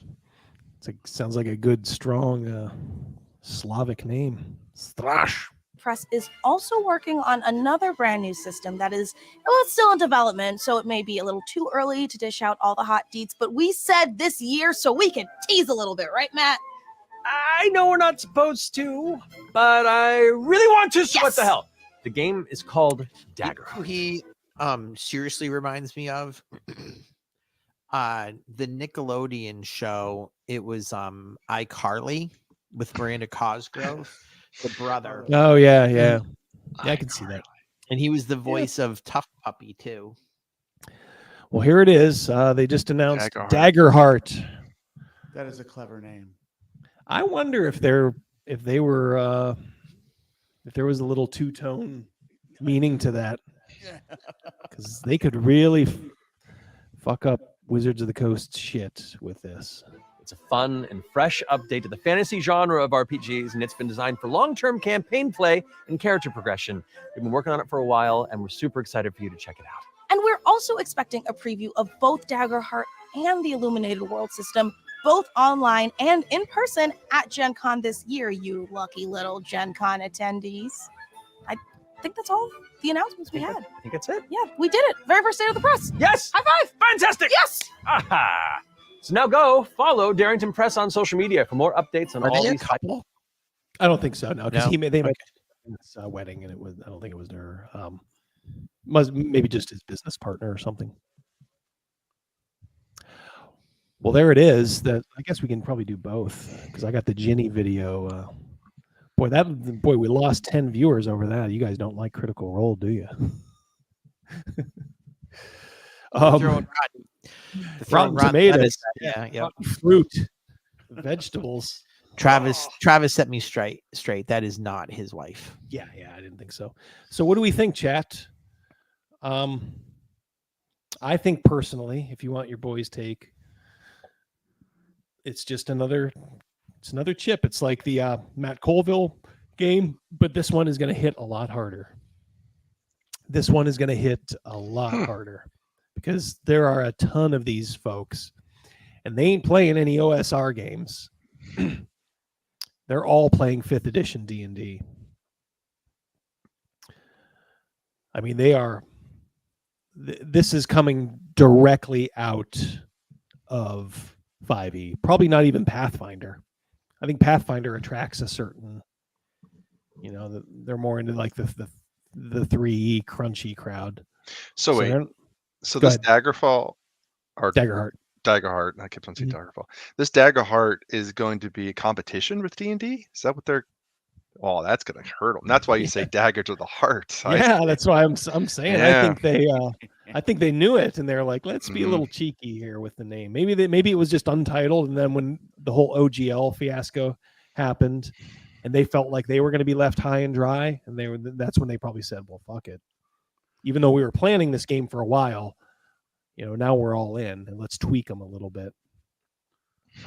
Boy, it's just so hard to have any sympathy at all for Wizards, though. I know. I mean, they didn't shoot themselves in the foot. They wrapped that noose around that neck and they jumped. Yeah, for sure. Thinking that other people were going to throw money at them. Peppy, how you doing, my friend? And that is a wonderful point. Third party and OSR is where it's at. You are playing D&D when you play these games. You're just playing older versions. Mm-hmm. I mean, it's just, it's a way to get out of the madness. Go back to the comfort food. This is like your mom's cooking. I urge you all, find something else if you are looking for it. Look, if you're having fun with 5e and you're like, I'm just not going to buy any more of their shit because I know how woke they are. I understand. That's fine too. But if you're starting to get that sense, like that the game is becoming unbalanced as a DM, like I did, then start looking. But look to the OSR. Don't look to Daggerheart or Matt Colville. Go back to the OSR. Go to Castles and Crusades, which is it's like D&D, guys. It's essentially D&D. It's just a little bit old school. All right, let's watch a Ginny video, because guess what? It's a bad day for Wizards of the Coast with Daggerheart, right? And they're like, oh God. But then all of a sudden they get another competitor sidling up to Miss Ginny D This is a paid advertisement. Looks like I'm in an alternate universe? You must have been sent here for the sponsorship. This video is sponsored by Kobold Press. Oh yeah, I know Kobold Press. They created Tales of the Valiant, previously known as Project Black Flag. All right, so there you go. If you didn't know already, Project Black Flag is Tales of the Valiant, another competitor to D&D. Now I think they're gonna say like, well, you can maybe use 5e with it, maybe not, but it's its own thing, as you'll see. Anytime there's a player's handbook at the end and a monster manual, they're asking you to buy that instead of 5th edition. So let's see what else. Oh, look at, I tell you, Ginny does these things, and they are so smart. I will say that.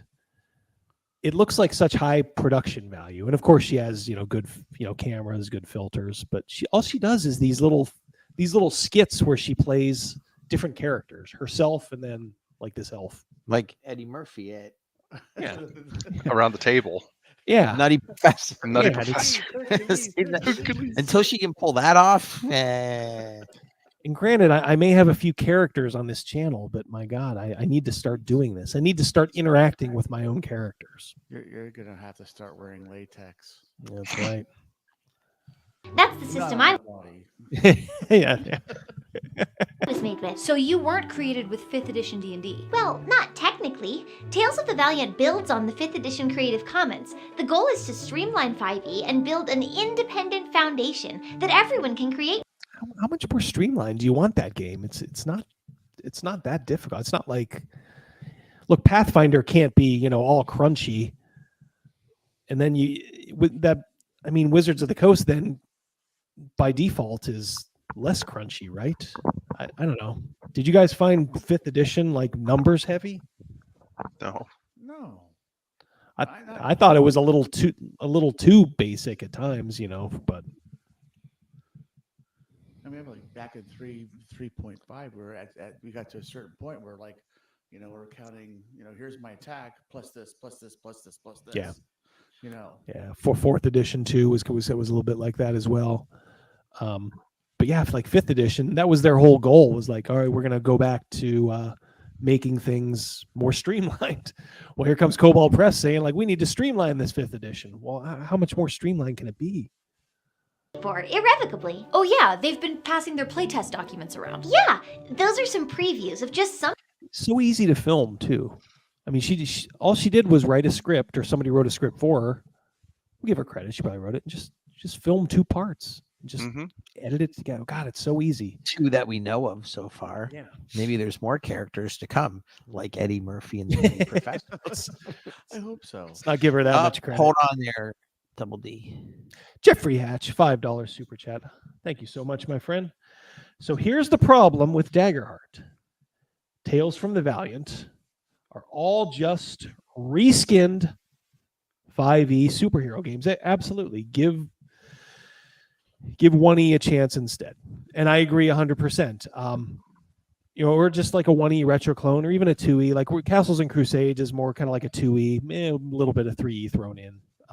But just give these games a chance. These games are for Sparkle Trolls. And these, like, I don't know, these Critical Role people, you guys see them online. I mean, you sort of know what they are. I mean, Mrs. D sees them sometimes in person, and they're not as bad at people as you might think, but they're not the kind of people that would be like, hey, let's play an OSR game. They're the kind that are going to come to you with a 10-page backstory and want you to do the voices of every person in their history. We need Gavin to start doing voices. Yeah. He's got one down, the grumpy old man, doesn't he? Yes, he has that down pat. That's a slam dunk. I'll tell you another thing. We got to get him on camera doing that. Now that we got the audio issues, thankfully pretty much slayed. We'll keep tweaking them, but if you saw the latest live play, if not, check it out. You can see all of us playing D&D. Maybe like most of you used to play it around a table, making a few off-color jokes now and then, but sticking mainly to the task. And I'll tell you what there's a lot of that maybe we don't realize. A lot of singing. Yeah, maybe a little too much singing. Yeah, we Mostly from Gavin. I didn't realize. I didn't realize There's that. a lot of singing. Double D was belting out some chords. What's when Gavin's character went down below and was like, I'm working on my songs. And then we just started kind of riffing. That's where Rogan put in, we built this city. We built I busted this out with something about Four Non-Blondes. Four Non-Blondes, yeah. That's notorious in our group. We were discussing one night, like, what's the worst song of all time? And I think at that time, it may have changed now, but I think we figured out the Four Non-Blondes song was the worst. Absolutely. And I said, hey, yeah. Hey, chat, what's your worst song of all time? Let us know. I'm Scott Garibay. Put it in the chat. Thank you so much. Let's get now back to Ginny. Some of the content being workshopped for the 2 books coming to Kickstarter next month. The Player Guide. Ginny on OnlyFans. Yeah, there could be an arc there. I think she's adorable. So yeah, look, I have nothing against Ginny personally. Other than, I mean, she is just kind of a 5e, kind of a 5e shill. Plus, like I know look, here's the thing. Go to any Ginny D video and look at the comments, and you'll see a bunch of, they got to be old men, probably around our age. Oh man, Ginny gets it. This is so funny. Look at the quirkiness. And as I've said before, they're watching these videos with their pants around their ankles. I don't. All of them. And it's like, this girl would not give you the time of day. I mean, your relationship with her is subscriber, you're a number. Oh, you are subscriber number, almost 500,000, I think, at this point. God bless her for it. But good Lord, she's married, for one. And she's a cosplayer. She doesn't know that much about D&D. Like, look, if you watch her videos, she just talks about like festivals all the time and gives DM advice in just the most, well, I mean, she gives DM advice for folks, these people in sort of kind of invading the hobby lately. Yeah, they're new. Yeah. But I mean, it's like, oh yeah, how to do a festival, how to brighten up your character's outfit. Is she the festival girl? Is that what she was? Remember, she was like, start your campaign with a festival. Yeah, I think she did she did either a short or something on that. Yeah. Which is just straight out of like Journeys to the Radiant Citadel. I mean, I didn't say festival girl. I think of pretzel girl. Oh, the pretzel girl. Medieval fair. Yeah, we were all at a medieval fair. You might not have been there, Crazymouse. I was only at one once, and that would have been a really long time ago. So there's a medieval fair around here, let's just say, over in Ohio, and we were walking around, and you see plenty of body wenches there, but there was one that I have no shame. Shazam, fucking Shazam! It caught the eye of Rogan, myself. Then it absolutely gasped. There you go. Stern, were you there? Listen, she had a big staff with pretzels on it, right? Yes, I was there. You were there, yeah. You were there. She had pretzels? Yeah, she's the pretzel girl. We were just we were a lot younger too. This is easily God, 20 years ago. Probably 15 years ago, I would imagine at this point. So we were younger men, so it wouldn't be as like creepy now. Like it would be now, but we were like, holy shit. I just remember Gavin saying, like, I'm about to drag her into the bushes and do my nightly duty.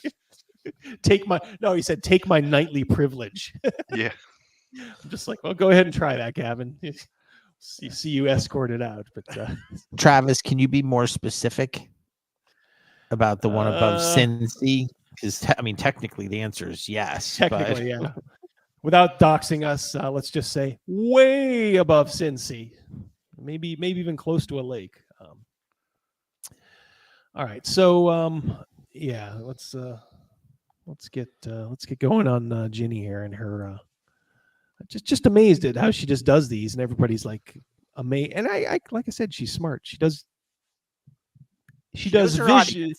visually interesting stuff. Look, she knows what she's got, her physical assets, but she plays this quirky little thing. And the Monster Vault. I don't mean to be rude, but you look a little different from the wisteria that I'm used to. I have a few questions. Fire away! I can't use that spell again till tomorrow anyway, so I've got nothing but time.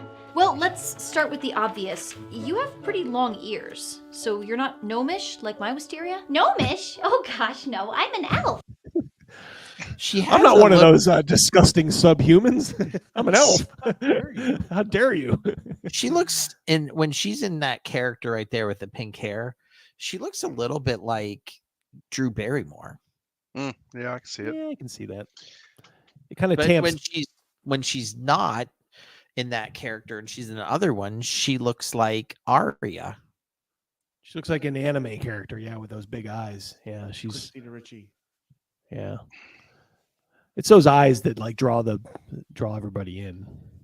Guys, I mean, she's just a cosplayer. She's just, I mean, it's like look, what's her name? Marie Claude Bourbonnais or whatever at Gen Con. There's one, and she's a little more risque. Bam. You take a picture with her and like you can grab her, around the waist, she's like, how you doing? Or at least you could back in the day. I hope somebody who's done soft core hasn't gone all like SJW, but good Lord. Solomon, I agree with you. She knows her audience and she's playing right to it. Yeah, for sure. Yeah. Oh, well, look, that's why she has 500,000 subs or, whatever. So good for her. Not our cup of tea. Let's continue. And for a really good reason, too. Not just because there aren't any gnomes in the playtest documents. It looks like She has a lot of looks, but she doesn't have a lot of voices because I get this like one of our first experiences playing 5e. Was it 5e? With the Rat Girl. she's got that vibe. I'm getting that. I'm hearing her. I'm like, all right, and I honestly like, my memory. I don't remember her face at the table. I just remember that voice. The voice, yeah. Me, Stern, and Rogan. We will hear that voice on our deathbed. Yes. This shrill gnome girl in a prior Gen Con. It was like, right when we were being introduced to 5e. Hello, little rat. Honestly, you're right too. She does kind of sound like Ginny's alter ego here. Cold Press is using a lineage and heritage system instead of race and subrace. So every character has a lineage, which is related to their hereditary traits, and a heritage, which is more about how they were raised. Yeah, my lineage is elf, thus the ears, and stuff like my lifespan, walking speed, and ability to see in the dark. And I was raised in the cloud elf community, which gives me my cloud heritage. What do we think of that, folks? Do we? That's right. Is that her race, or am I allowed to say that? Well, it's their substitution. I mean, it's obviously cowardly because they don't think of it, but they're the mining planet of Bespin. That's where she's the cloud planet. I guess, yeah. Bespin. So I'm trying to unpack that a little bit. So lineage is like your race, and heritage is how you were raised. You're right, Stern. I'm an elf, but I was raised in the hood, so I'm a hood rat elf. Motherfuckers. I don't know. Farmer. Could work, I guess. I don't know. Hey, look, I mean, everything's on the table now, I don't know. It's fine, whatever. Well, if it's against Wizard of the Coast, I'm all for it. It's exactly, yeah. Enemy of my enemy. We don't have to embrace all this stuff as long as everyone's having fun. Let them, wave that freak flag. Wave it. Hood drow, yeah, that's exactly. How you doing, Ironcaster? Yeah, she's a hood drow. You want to stay away from them. Don't go near Florence and Normandy. That's where the hood drow hang out at. For Martin Luther King Boulevard. Yeah. Hey. Trying to unpack. I don't know. Just the amount of navel gazing we do. They're going to look back. Not anytime soon, but like in 150 years, they're going to look back on this and be like, all right, let's go back to early 21st century. And let's talk about the obsession with race. And, maybe this will be part of it. It even infected, these silly little games. We have a $10 super chat from our old friend, The Real Vector. How you doing, my friend? Good to see you. Hey, Double D. Here's a bit of scratch for all the great content you've put out. Thank you so much. I do appreciate that. I sincerely do. My lineage is half human, half elf, and 3/4 badger. All right. Keep that badger out of your pants, my friend. Is that a honey badger? Yeah, it's a honey badger. Yeah. Thanks again so much, Real Vector. We do appreciate it. Absolutely. Thank you. We are slowly but surely offsetting the cost of all these microphones. No, seriously. I mean, it's like a spruce goose. I come over for a D&D session and it's like a whole studio. It's like, holy. Well, they look like these microphones that are lined up look like the character in the Star Wars movie when Jar Jar Binks shoots him. Oh, the battle droid. Yeah, they do have kind of a battle droid look. That's what our mics look like. Yeah. Roger. Yeah, I think I'm doing a good job keeping the wires out of the way. The under the table is a tangle. I agree. All these guys see on Friday night is just one single microphone in front of them. You do a good job. That's for sure. Getting better. When I finally found the miracle of Banana Meter and Audacity, the program Audacity, and I'm like, oh my God, why wasn't I doing this before? One night, Gavin did not know that he had his own mic. And that was me and Mrs. Double D sit across from Rogan and Gavin. And Double D gave his mic to Rogan. So Gavin had his own mic. And he kept grabbing the mic, talking into it, and then placing it again in front of Rogan. me and Mrs. Double D are just rolling our eyes. Just like, oh my God, you have your own mic. That's what I said. I've got to get this figured out, or it's just not going to work. So yeah. So what I ended up doing, by the way, guys, if you're planning on doing this, buying 9 more. Yeah, buy everyone a mic for one. Yeah, buy everybody a dynamic mic.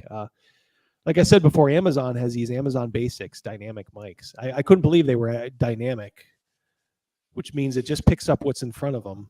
Especially if you set the gain low. And then I just came to the conclusion, like all I need to do is split the audio stream. So I have some of these mics going into a computer in the Audacity program, and then I just sync it all up in post, and it's easy peasy Japanesey, as they used to say. When we were allowed to say it. When we were allowed to say it. But we can say that here, because even Japanese people would be like, what's the fucking problem with that? Why'd you stop saying that? We are easy peasy. Yeah. And we are Japanesey. We are Japanesey, yeah. It's a civilization of thriving academic communities, all focused on magic. That's why I started studying the arcane. Wait, not because your family invented a famous magical energy citer and then pressured you into pursuing a course of study that you're actually terrible at in order to uphold the family name? Wow, your wisteria sounds like kind of a mess. Yeah. Now, one... God, this is so bad. It's just... But watch this video. Like, go to her channel and just read the comments, and it's like, "Girl, you're slaying it." That I fell to my knees laughing when you made that zinger. What passes for a sense of humor in some people. As just a point of reference, wisteria. That's what is that? Is that a plant? Is that a setting? Wisteria was Wisteria Lane from Desperate Housewives, wasn't it? I don't know. I know Wisteria Lodge was a Sherlock Holmes story. Is that they probably just used it as a character name? I don't know. Help us out, chat. Yeah. Or don't. I don't give a fuck. I don't care. The thing is, the packet says that cloud and grove heritages are most common amongst elves, but not that they're actually limited to elves. Does that mean a non-elf can have the cloud heritage? Or that you could have one of the heritages listed under human or dwarf? That's right. No matter what your lineage is, if you have the cloud heritage, you can learn a few spells and have basic training in Arcana, just like me.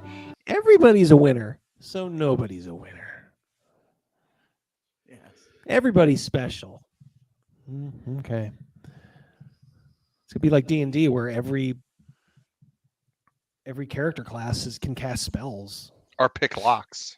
Or pick locks, or just that's the one thing I really, really dig. I'll put in a small plug here for Castles and Crusades. If you try to do something that's going to step on somebody else's toes, you lose a toe. Yeah, exactly. Yeah, you lose a proverbial toe. Yeah, you can't add your level bonus into it. It's like you get penalized big time for it.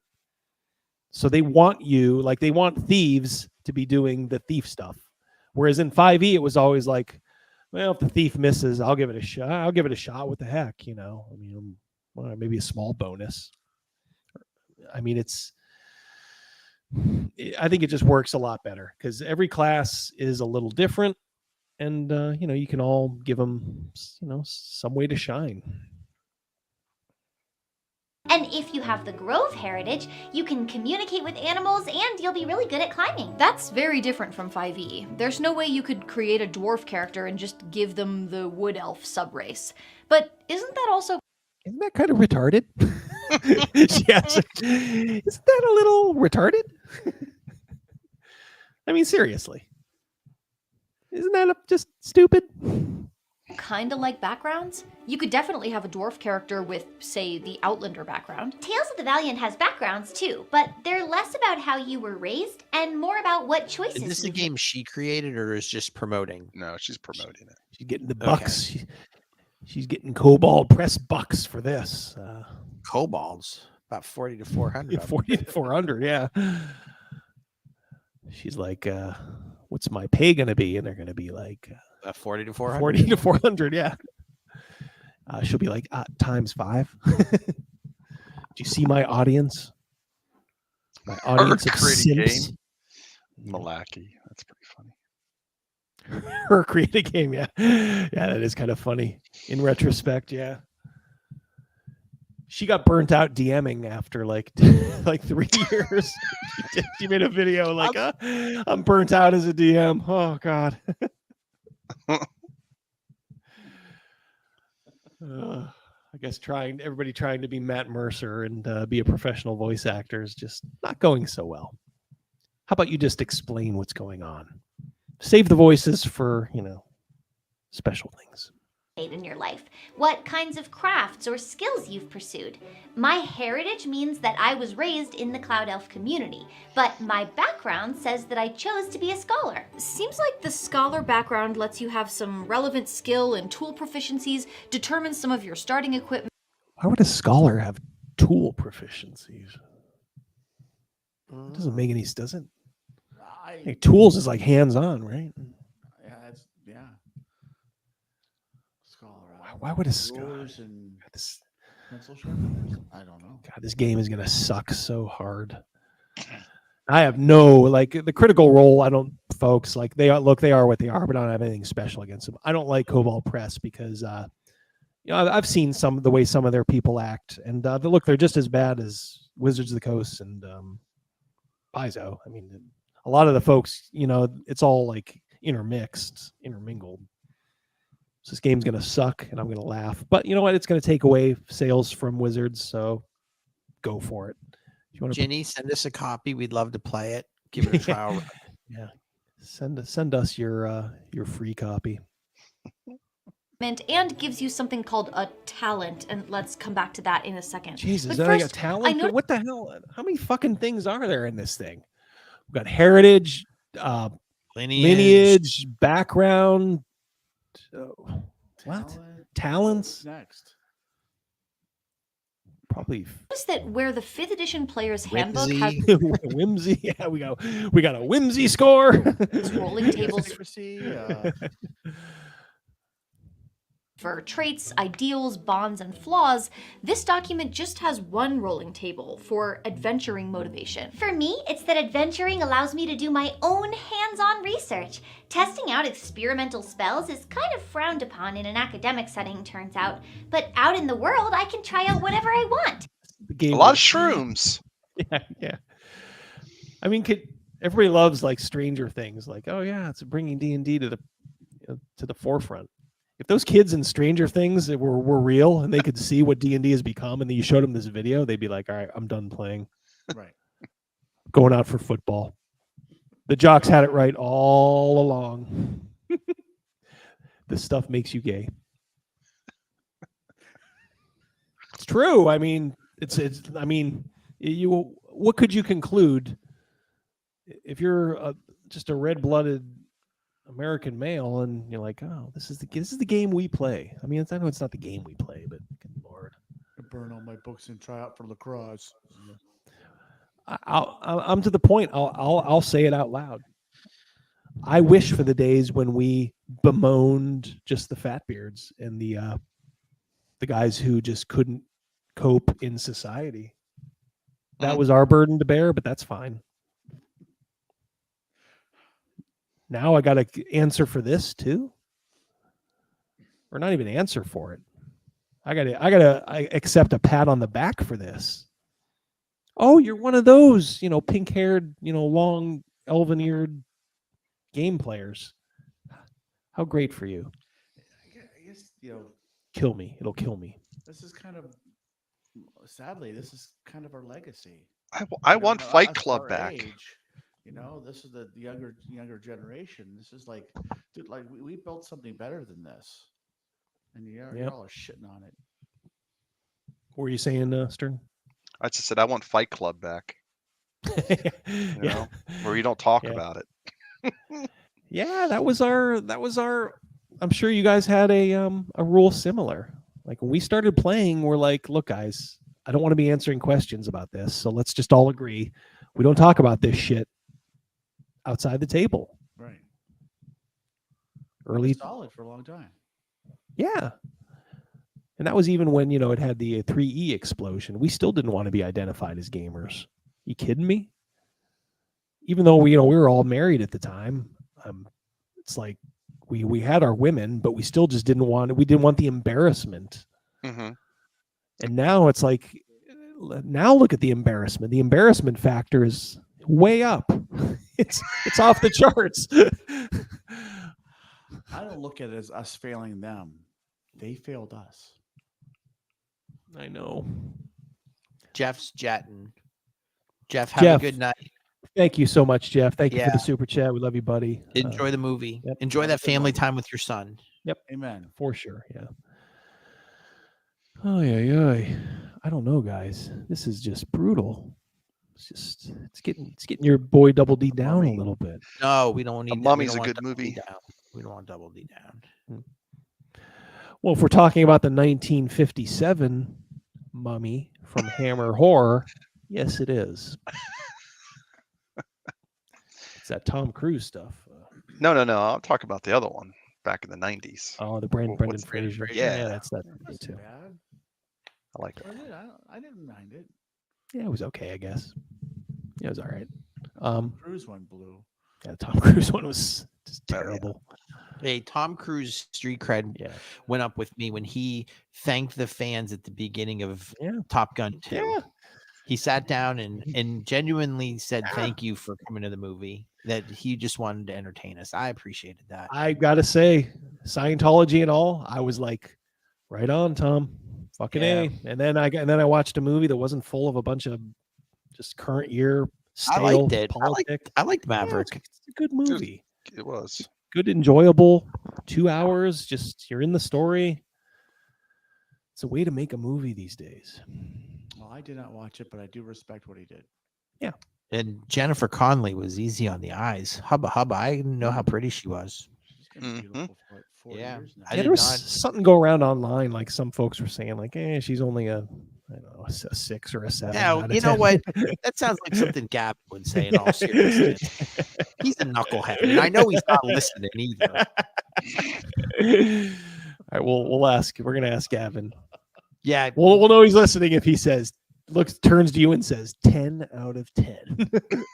We were talking about ladies, and it was just listen. Sometimes, hey, we love poking that bear. By the way, everybody, we love it. Absolutely. But he loves it too, and I'll tell you why.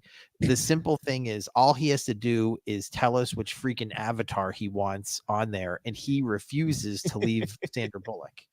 He wants it to be Sandra Bullock. He likes it. And nobody tells me, Apple Dackle, stop turning the toilet water into yogurt. Don't get me wrong. I think adding an. Did she say yabble dabble?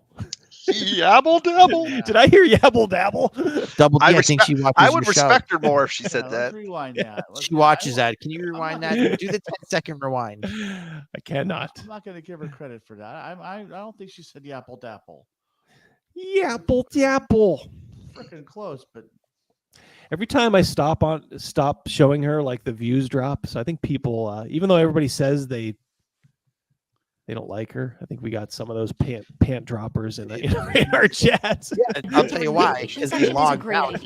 But I really do hope that they end up bringing in something at least similar to the traits, ideals, bonds, and flaws too. I find them to be a really helpful baseline to return to whenever you're not sure how your character. I like the funny thing too is she's so smart. She's pretending like she's reading, like, oh, I have these things here that I need to ask. She has her script in front of her. She's just reading her script. Smart. Bruce Lombardo, you are absolutely correct. The most perfect woman in Hollywood. I agree. Yeah. Well, for men of a certain age, that would be us. I like her too. She's never stopped being beautiful. She leans into those eyebrows, which I like. Would react to any given situation. Yeah, that's fair enough. Hey, can I use your bathroom? Not if you're gonna turn the Not if you're gonna toilet drop water a into deuce. yogurt. Not if you're going to take an upper decker again. Yeah, sit down there, cleavage. I forbid you to do that. It cast my upper decker spell. She pisses Alakazam. yogurt? What? Yogurt in the toilet. Looks like pudding. Okay, back to this talents thing. They're We got a basically Phoebe Cates reference. Oh, yeah. That'll always absolutely. I think Meat knows. Meat has been here a while. We have thrown that Phoebe Cates thing out in our good morning texts and our memes, just whatever, to brighten a day. Meat is an OG. Thank you so much for showing up, OG. No, he proved it right there by bringing up Fast Times. That's not one of Meat's many uses. What are you referring to there, Meat? What isn't one of Meat's many uses? Tell us in the chat if you can, in a PG-13 manner. feats, right? More or less. Except everybody gets one along with their background. I picked school Oh, geez, they get feats now too. For God's sakes, another fucking thing. specialization, so I can be extra good at evocation spells. They're cheaper and faster for me to learn, and I get a +1 to my spell attack modifier and spell save DC for spells in that school. I love that. I usually give my players a feat at level 1, just because I think they're neat. Also, Jake, that's good DMing there. I think this is neat. I'm just gonna give you a game-breaking ability at first level. In Kaner's game, we got 3 wishes at the beginning. there you go. Yeah. I wish for a K-Rin. K-Rin, yeah. That's my ride. I give all my players feats at first level. Give a BJ too. just like feats in 5e, you can choose to take a new talent instead of an ability score increase. So you're studying magic, you specialize in evocation. Is it safe to assume that just like my Wisteria, you are a wizard? Sure am, and the wizard class in Tales of the Valiant is really similar to the class in 5e. There are a few small changes, like the class feature Magic Sense, which means I can basically cast Detect Magic a limited number of times without using a spell slot. Also, you have no weapons proficiencies? Nope. But I get a dagger anyway, for some reason. What about your subclass? I know that you have a specialty in evocation, so are you a School of Evocation wizard, like my universe's Wisteria? No, my arcane tradition is called Cantrip Adept. Kobold Press first introduced it in their Tome of Heroes book as a subclass for 5e. It makes cantrips more powerful for me. I can learn more of them, I can deal more damage with them. Not for nothing. The elf knows the script better than the other one. Yeah, she's not reading it. She's got a teleprompter or something. Her husband's running the teleprompter. The cue cards. The cue cards, yeah. She got a husband. I mean, she talks about him. I think a lot of these girls are pretty savvy about that. Oh yeah. They'll make like oblique references, but they'll never come out and say like, "I'm taken." They want to keep the fantasy real, but she's probably like, I don't want any of these people getting any misunderstandings. Ginny is off the market. She wants him revved up though. As for this game is just a convoluted mess. What I'm starting to hate is just all of these games just, I don't know, just reinventing the wheel and being like, oh my God, they do this. And it's like, well, yeah, I mean, haven't we been doing that in D&D or whatever all along? What's the more I listen to this, I kind of like, to me, it sounds like a lot of, I'm going to do 5e with a lot of homebrew stuff. Yeah, some homebrew, some Blue Rose. Yeah, some Blue Rose, yeah. Yeah, they mixed a little Blue Rose into that poison. Double D Patty's gonna jet, but he wanted to compliment you. Patty, how you doing, buddy? Nice to see you. There you go. Dice race. Oh wow, cool. Rock on. Yeah, absolutely. That is very very fun, I think. Oh yeah. It gets the heart going for a minute or two. They came to play the other night with Stern. Stern was in Yep. and I missed it by like a second. By literally a second. Yeah.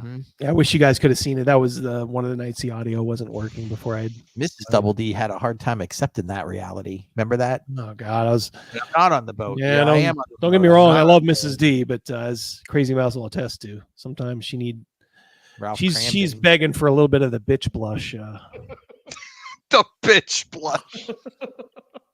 I had to say to her, proverbial. I know. I said, it's so funny. I said, Mrs. Double D, I love you. Yeah, but you're wrong. But what are you doing here? Yeah, yeah.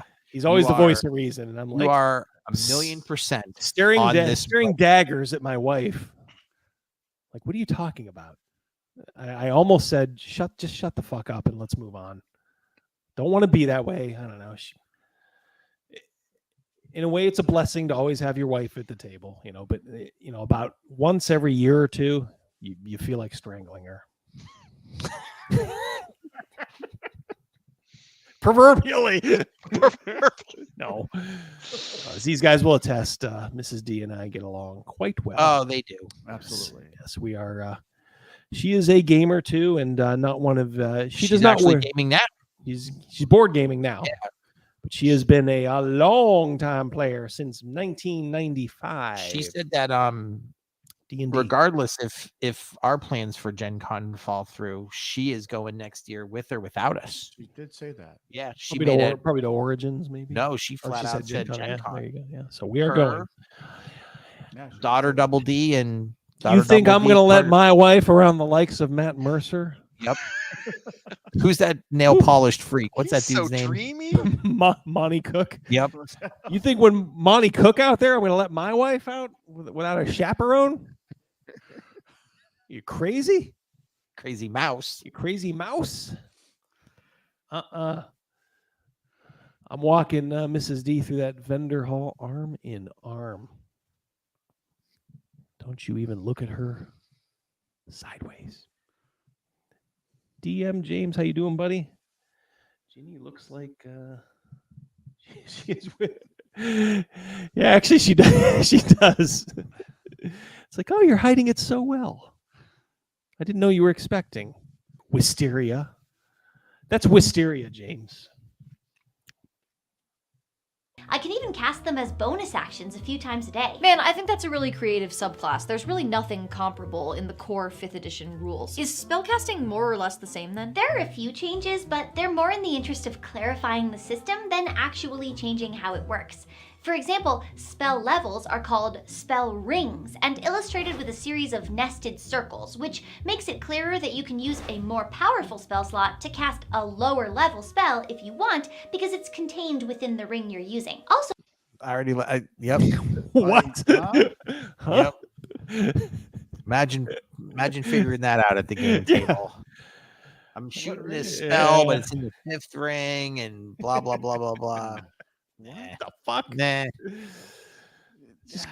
First thing I do is, all right, guys, we're just gonna go back to levels, okay? You cast fireball or not? There are some. Don't fix what's not broke. I mean, that's a, levels is consistent all the way through every single RPG ever in regards to Magic or anything. You're not getting it, bro. Rings are the way, man. Life is a big ring. Like the rings of hell, right? That's right. Yeah. Someone I noticed there were 9 of them. Too. Hold on. Oh, 9 circle of hell. Yeah. Oh, yeah. Well, there we go. Neat. Yep. Yeah. I didn't read that. I didn't see that, honestly. Patty's out. Peace. Peace. Tales of Valiant. Good Lord. What do we do, guys? What do we do? Well, I'm going to recommend that our group don't buy this. Yeah, we're not going to switch. Okay. Yeah, we're not. We aren't switching for a while. I think we essentially are just back to D&D, just regular D&D now with CNC. So I think we can make that work. If we need to add stuff to it, we can do that. But we're savvy. I'm comfortable as a DM that I can now challenge you without having to give, these monsters like 800 hit points. We can be an equal bargain.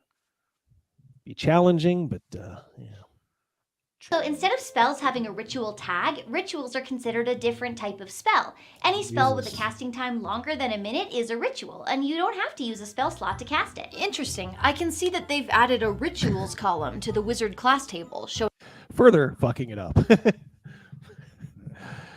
Stern, are you glad you're not a magician again in this campaign? Oh my god. Yeah, it's so convoluted. He's learning the new rules as magician in this in this new rule system. Then you'd have to learn it in this. Rituals, spells, blah blah blah. I mean, rituals have been around a while, but I don't know. They're like, oh, any spell you cast that's over a minute is a ritual, and it doesn't count. I could see that being a little confusing, maybe. What's a ritual? What isn't? I don't know. Maybe they have something keeping track of all this stuff. I don't care. I don't like Cobalt Press. This game sounds really stupid. She has a huge die 12 on her shelf. Yeah, she's got a die 20 under it, doesn't she? how many rituals you know at each level. Also, instead of each class having a spell list, there are 4 spell circles: Arcane, Divine, Primordial, and Weird. Oh boy. Jeez. You're gonna need a slide rule to figure this game out. Buy the app, it'll make it easier. Just bring back Thaco. Yeah, bring back Thaco. Weird. So instead of having a list of spells for clerics and a list of spells for paladins, both of those classes would just use the divine spell circle. Okay, I think I understand. They've taken what? How on earth do you understand? Even she wasn't fully like, oh, I think I understand. I think I understand. She could have said like, oh wow, that's so simple. I understand completely. Instead, she's like, I think I understand. I think I get it. We're gonna need to talk though. Wisteria. 5th edition rules from the Creative Commons, and then made adjustments to sort of streamline the system and to add in some of their own flavor. The result is Tales of the Valiant. And not only will Kobold Press be creating content for that system going forward, but it'll also be a totally open license, so anyone can create for it if they want. Right! Obviously, it's not finished yet, but they're launching a Kickstarter next month to fund the first 2 books, The Player's Guide and The Monster Vault. In the meantime, they're collecting community feedback on various playtest documents, and even doing live playtests at Gen Con this year. There's a link in the description where you can sign up to be notified when the Kickstarter goes live. Who are you talking to? Don't worry about it. Hey, I have one more question. Shut your mouth. Demon from another realm, shut up. Stop putting yogurt in my toilet. What spells does my fighter get? That's what Meat wants to know. Cleave. Yeah. I'm sure it's out there. I'm sure everybody can cast now. I didn't realize till I went back through that 9 out of the 12 D&D 5e classes can cast spells. Really? Insane, yeah. Yeah. Yes. Wow. That was me just completely falling asleep at the wheel. And Did just I? being like, hey, you guys are I able to fine. cast spells, and I just never did. No, I think you were one of the few that didn't. Although, yeah, but as a rogue or whatever. A rogue, it probably has a subset where you could cast spells. Arcane Trickster. Okay. Oh yeah, Arcane Tricks. Yeah, I forgot. Yeah. You said you can't cast that spell again until tomorrow. You're not planning on staying here overnight, are you? Please. I promise I won't do anything weird with your toilet water. What is the potty humor big time? That's for one of her fetishes for some of her fans. She's going for the gaming audience, but she's got this subculture audience. Yeah, absolutely. You know, We'll know that's true if here, if she puts her bare feet up to the camera at the end, gives it a nice long look. I think whips out the mayonnaise. Yeah, Look at her puckered up right there. Perfect pause. Ginny, little balloon knot. Worries me that I don't know what you consider to be It weird. kind of looks like one. Kind of does. See, look at she was just reading softcore porn. Wisteria? Dino stud. Sparks. I think I skipped. Uh-oh. I think it was at the end anyway. I think it was at the end. Time. They're collecting community feedback. It's not finished yet, but they're long. Yeah, I think that's it. You said you can't cast that spell again until tomorrow. You're Yeah, that not was it. planning on staying here overnight, are you? Please. I promise I won't do anything weird with your toilet water. It worries me that I don't know what you consider to be weird. Womp womp. Oh, that's so adorable. Take the scat to OnlyFans, says Love Fist.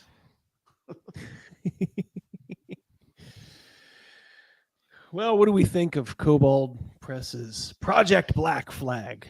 Tales of what is it again? Valiance? Valiant. Oh, Tales of the Valiant. Yeah, Tales of the Valiant. Yep. I think that Henry Rollins should sue them. Was that a song or something? Flag. Oh, Black Flag. Yeah. That was just a code name. Can't sue for that. Rollins' army should stand up. Yep. All right. Well, I am of a mind to saddle on out of here. Well, I got people to harass. I am a Pinkerton agent, after all, as you can tell by my title. You got some neighbors to bother. I heard a family down the street got a Fisher Price toy before street. Before the street date. You listen to that man, Scott Garibay. He knows what he's talking about. It was those little people, remember? Yeah. Yeah. Aaron Neville sang that song. Because every card is a component. All right. Any last words? Let's start with Captain Stern. Thank you. Good job tonight. Yeah, Captain. Stern. And, it was good to be with you. Seriously, we'd love to have you in studio. Oh well. Well, would that be hard? It gets hard because you all have your own computer, and I could probably maybe squeeze one more in, but you'd have to bring your own computer. I'll just stay here. This is good. If you guys can hear me well. Oh yeah. No, you're coming through. Oh great. We found one of the ones without their pants on. Yeah, thanks for not turning your camera on. Yeah. Stern's like, I'll just stay here. And never mind. Yeah. I got the live stream on one shirt. screen. I got a Ginny video on the other. I am set to go. I'm set to go. What do you do with that toilet Hey, water? I can do research for you while I'm on here, just like I did tonight. That's true. Yeah. Great Good job job. with that. I don't know if anybody found that. Boy, I don't know. Maybe if you were the first, I guess you found the missing link that the head of security at Hasbro is a former Pinkerton. That was Stern. Good job. Yeah, I looked it up, and I was just like, I went over that, just was like, well, and all of a sudden I'm like, oh shit, there it is. It said the 2003. It's crazy. You do kind of what I do with like on Twitter. When I'm trying to just kind of like I'll do in a video just saying like, all right, do these people hate us? It's so easy to do an advanced Twitter search. Mm-hmm. You just search for white dudes. White dudes. And have they ever said it in their account? If they've said the word white dudes, they hate white people. Well, I was just gonna say it's true. Remember that movie White Chicks with the Wayans brothers? That's a movie that has not been flagged. Yeah. It has not been flagged. I also I'd like to say that your crowd here is awesome. They all seem to be pretty cool. It's nice to meet all of you. Yep. Yeah, you'll be back for more. Yes, way to butter up the chat. Double D's Army. That's right. Instead of The Double Diggers? Doors What do you Army, call- it's what do you call D's them? Army. Double D's Army. Double D's Diggers? What? Army. Yeah. We were just watching the other day a riff tracks of the Harry Potter, a couple of the Harry Potter movies. Those were really funny. It's like a riff, like an audio track that you just kind of sync up through an app. How dare you? And it was one of the ones was we're Dumbledore's Army. So when you said Double D's Army, it just flashed to that. Someone said to make sure you don't call the group of fans the Double Dippers. That would be rude. Oh, the double dippers. The double dipping is rude. I thought it was double Daggers, the diggers. Double Dippers. We'll think of something. The Dub Steppers. Oh, I knew someone that did dubstep classes. The Queen has given you her hand to kiss. Yes. Stern. Oh, Are you wow. kissing it? Oh, there you go. There's my. I'll tell one final story for those of you that are sticking around. Stern is he's the sort of method actor in our group. He probably gets into his character the most. You know, he'll change his voice every once in a while. Nothing wrong with that too. He does a great job. He's and it's not over the top. It's not over the top. It isn't. He's a crackerjack role player. Yeah, I like to play all types of characters. Yeah, you explore things. You're always very solid at the table. At the table, you are never one of my worries. Never have. Well, I appreciate that. Thank you. But one time he was a Kenazi in Birthright. Oh boy. He was talking to an NPC. Here it comes. And here it comes. He's like buttering this woman up. And then he says, "Have you ever sniffed the desert rose?" Which still lives on to this day. There's probably a 1 second pause where he was like, "Man, that was very profound," and then just gales of laughter from everybody. Like, sniffed what? That pause lasted an hour. I swear. Wait a minute. I have to say, Rogan, you're wrong. That pause didn't last a half an hour. It's lasted for 15 years. It was so much that Mrs. Double D got me a stone from Gen Con, I think. I still have it. I still have the Desert Rose. It's one of the little things in our group. If we'll occasionally bring it up. And as I told these guys today, out of the blue at work, you know, one of my only friends at work is a woman. And she's like, "Hey, I'm gonna get this for our house." And she goes, check it out. It's a desert rose. And I said, "What?" She's like, "Yeah." She's like, "You never heard of that before?" Oh, we've heard of it. I'm like, "Well, I've heard of it." I said, "There's a story there." And she's like, "Whatever." And then she's like, "Oh yeah, it's this plant. You know, it's this flower that grows." And she was explaining it to me, showed me pictures. And all along, I was like, yeah, cool. But then I was just chuckling inside, like, the desert rose, out of the blue. Out of the blue. The diddlers. That might not go over so well, Max. I'm going to consider it, though. Double D's diggers. Yeah. I don't know. If I keep wearing the cowboy hat, it might it might fly. Perhaps the dingo ate your baby. Dingo ate your baby. All right. Well, good job, Stern. Rogan, any last thoughts? All good here. Enjoy the evening. All right. Wonderful bunch of people. Go to second chair now. See what Crazymouse has to say. I'm digging I commented to Double D when I came downstairs. I love how he did the artwork on the Crazymouse. That is my official that's my that symbol that's not arted up today is my official like avatar, and he added some color and some flair to it, and I freaking love it. I had to do that because it had the copyright like Alamy or whatever like all over it. So I'm like, you know what? I'm gonna get this. I love it. I'm gonna make it legal and add just enough, and I'm gonna make my boy Crazymouse proud. I love it. So I'm glad you like it. It's actually, I think, emoji for the channel. So if you are of a mind to join, you can do that as well. All right. I will try to I'm going to try to squeeze a video, like a true video out. And we will be taping again this Friday. And you got some work to do as far as for you have a short or something to do about absinthe you want to hit up. You got some stuff. I'll save that for a live stream. That'll be fun to do live. You got some work to do. Yeah, we'll do that live. All right, everybody. Thank you so much. Yeah, have a great night. We'll take you out. Good night, everybody. Good night. And you guys have a great rest of the night. And we will talk very, very soon.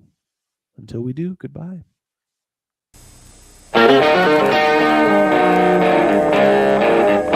Hey, man, is that Double D? Yeah, man. Well, turn it up, man. Let's just go in and like kill all the orcs, right? They're the bad guys. Who gives a shit? We just hack and slash and we loot their dead bodies, right? Hack and slash, kill them all. Conquer the infidels. Boy, that campaign sounds like a barrel of fun, doesn't it? Mazes and monsters is a far-out game. Somebody who's opening a refrigerator and leaning in, right, is the language of a woman. Somebody who's opening their refrigerator and being cut off halfway through that lean is the voice of like a mermaid or a siren, right? Orcs are just like evil elves, right? And they were like made by like an evil god. Honestly, guys like me can't leave soon enough. You called down the thunder, well now you got it. We want this dwarf to be the dwarfiest dwarf. Right. We want the elf to be the elfiest elf. And just the dashiest dash of Tabasco. Their voices need to carry across water. I'm a creative. It's a huge drain, right? Because fans can be awful. You're not in Transylvania anymore, Crystal. We don't talk vampire. When you say white lives matter, they don't. White lives don't matter because white lives aren't a thing. I disagree. I disagree, Gary. Lutherville, Marina Del X, Otisburg. Otisburg? Who's this monster? She's got her own place. Otisburg? It's a little bitty place. Otisburg? Okay, I just wipe it off. That's all. It's a little town. Okay. We'll do it live. Okay. No. We'll do it live. Fuck it. Do it live. I'll write it and we'll do it live. Fucking thing sucks. In 5, 4, 3. Great sandwich.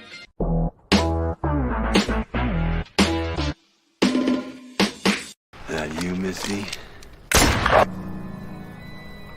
I hate Pinkerton. Hey there, it's your boy Double D, and I want to tell you about a great offer from our friends over at Neckbeardia. That's right. We all love James and Megan, and I am happy to say they love us too. That's why they are offering a 10% discount on everything in their store just for my audience. If you haven't done so already, check it out at the link in the description below. They work with a fantastic 3D artist to offer you miniatures with detail you have to see to believe. No need to print anything out. They will take care of that messy and smelly business on their end. All you need to do is pick out your next character or the next group of monsters your party is going to fight. They also have some pretty hilarious subclasses for you guys that are still playing 5th edition, all for less than a cup of coffee. They have adventures, Atomic Punk 2160 by the Basic Expert, t-shirts, and a lot more.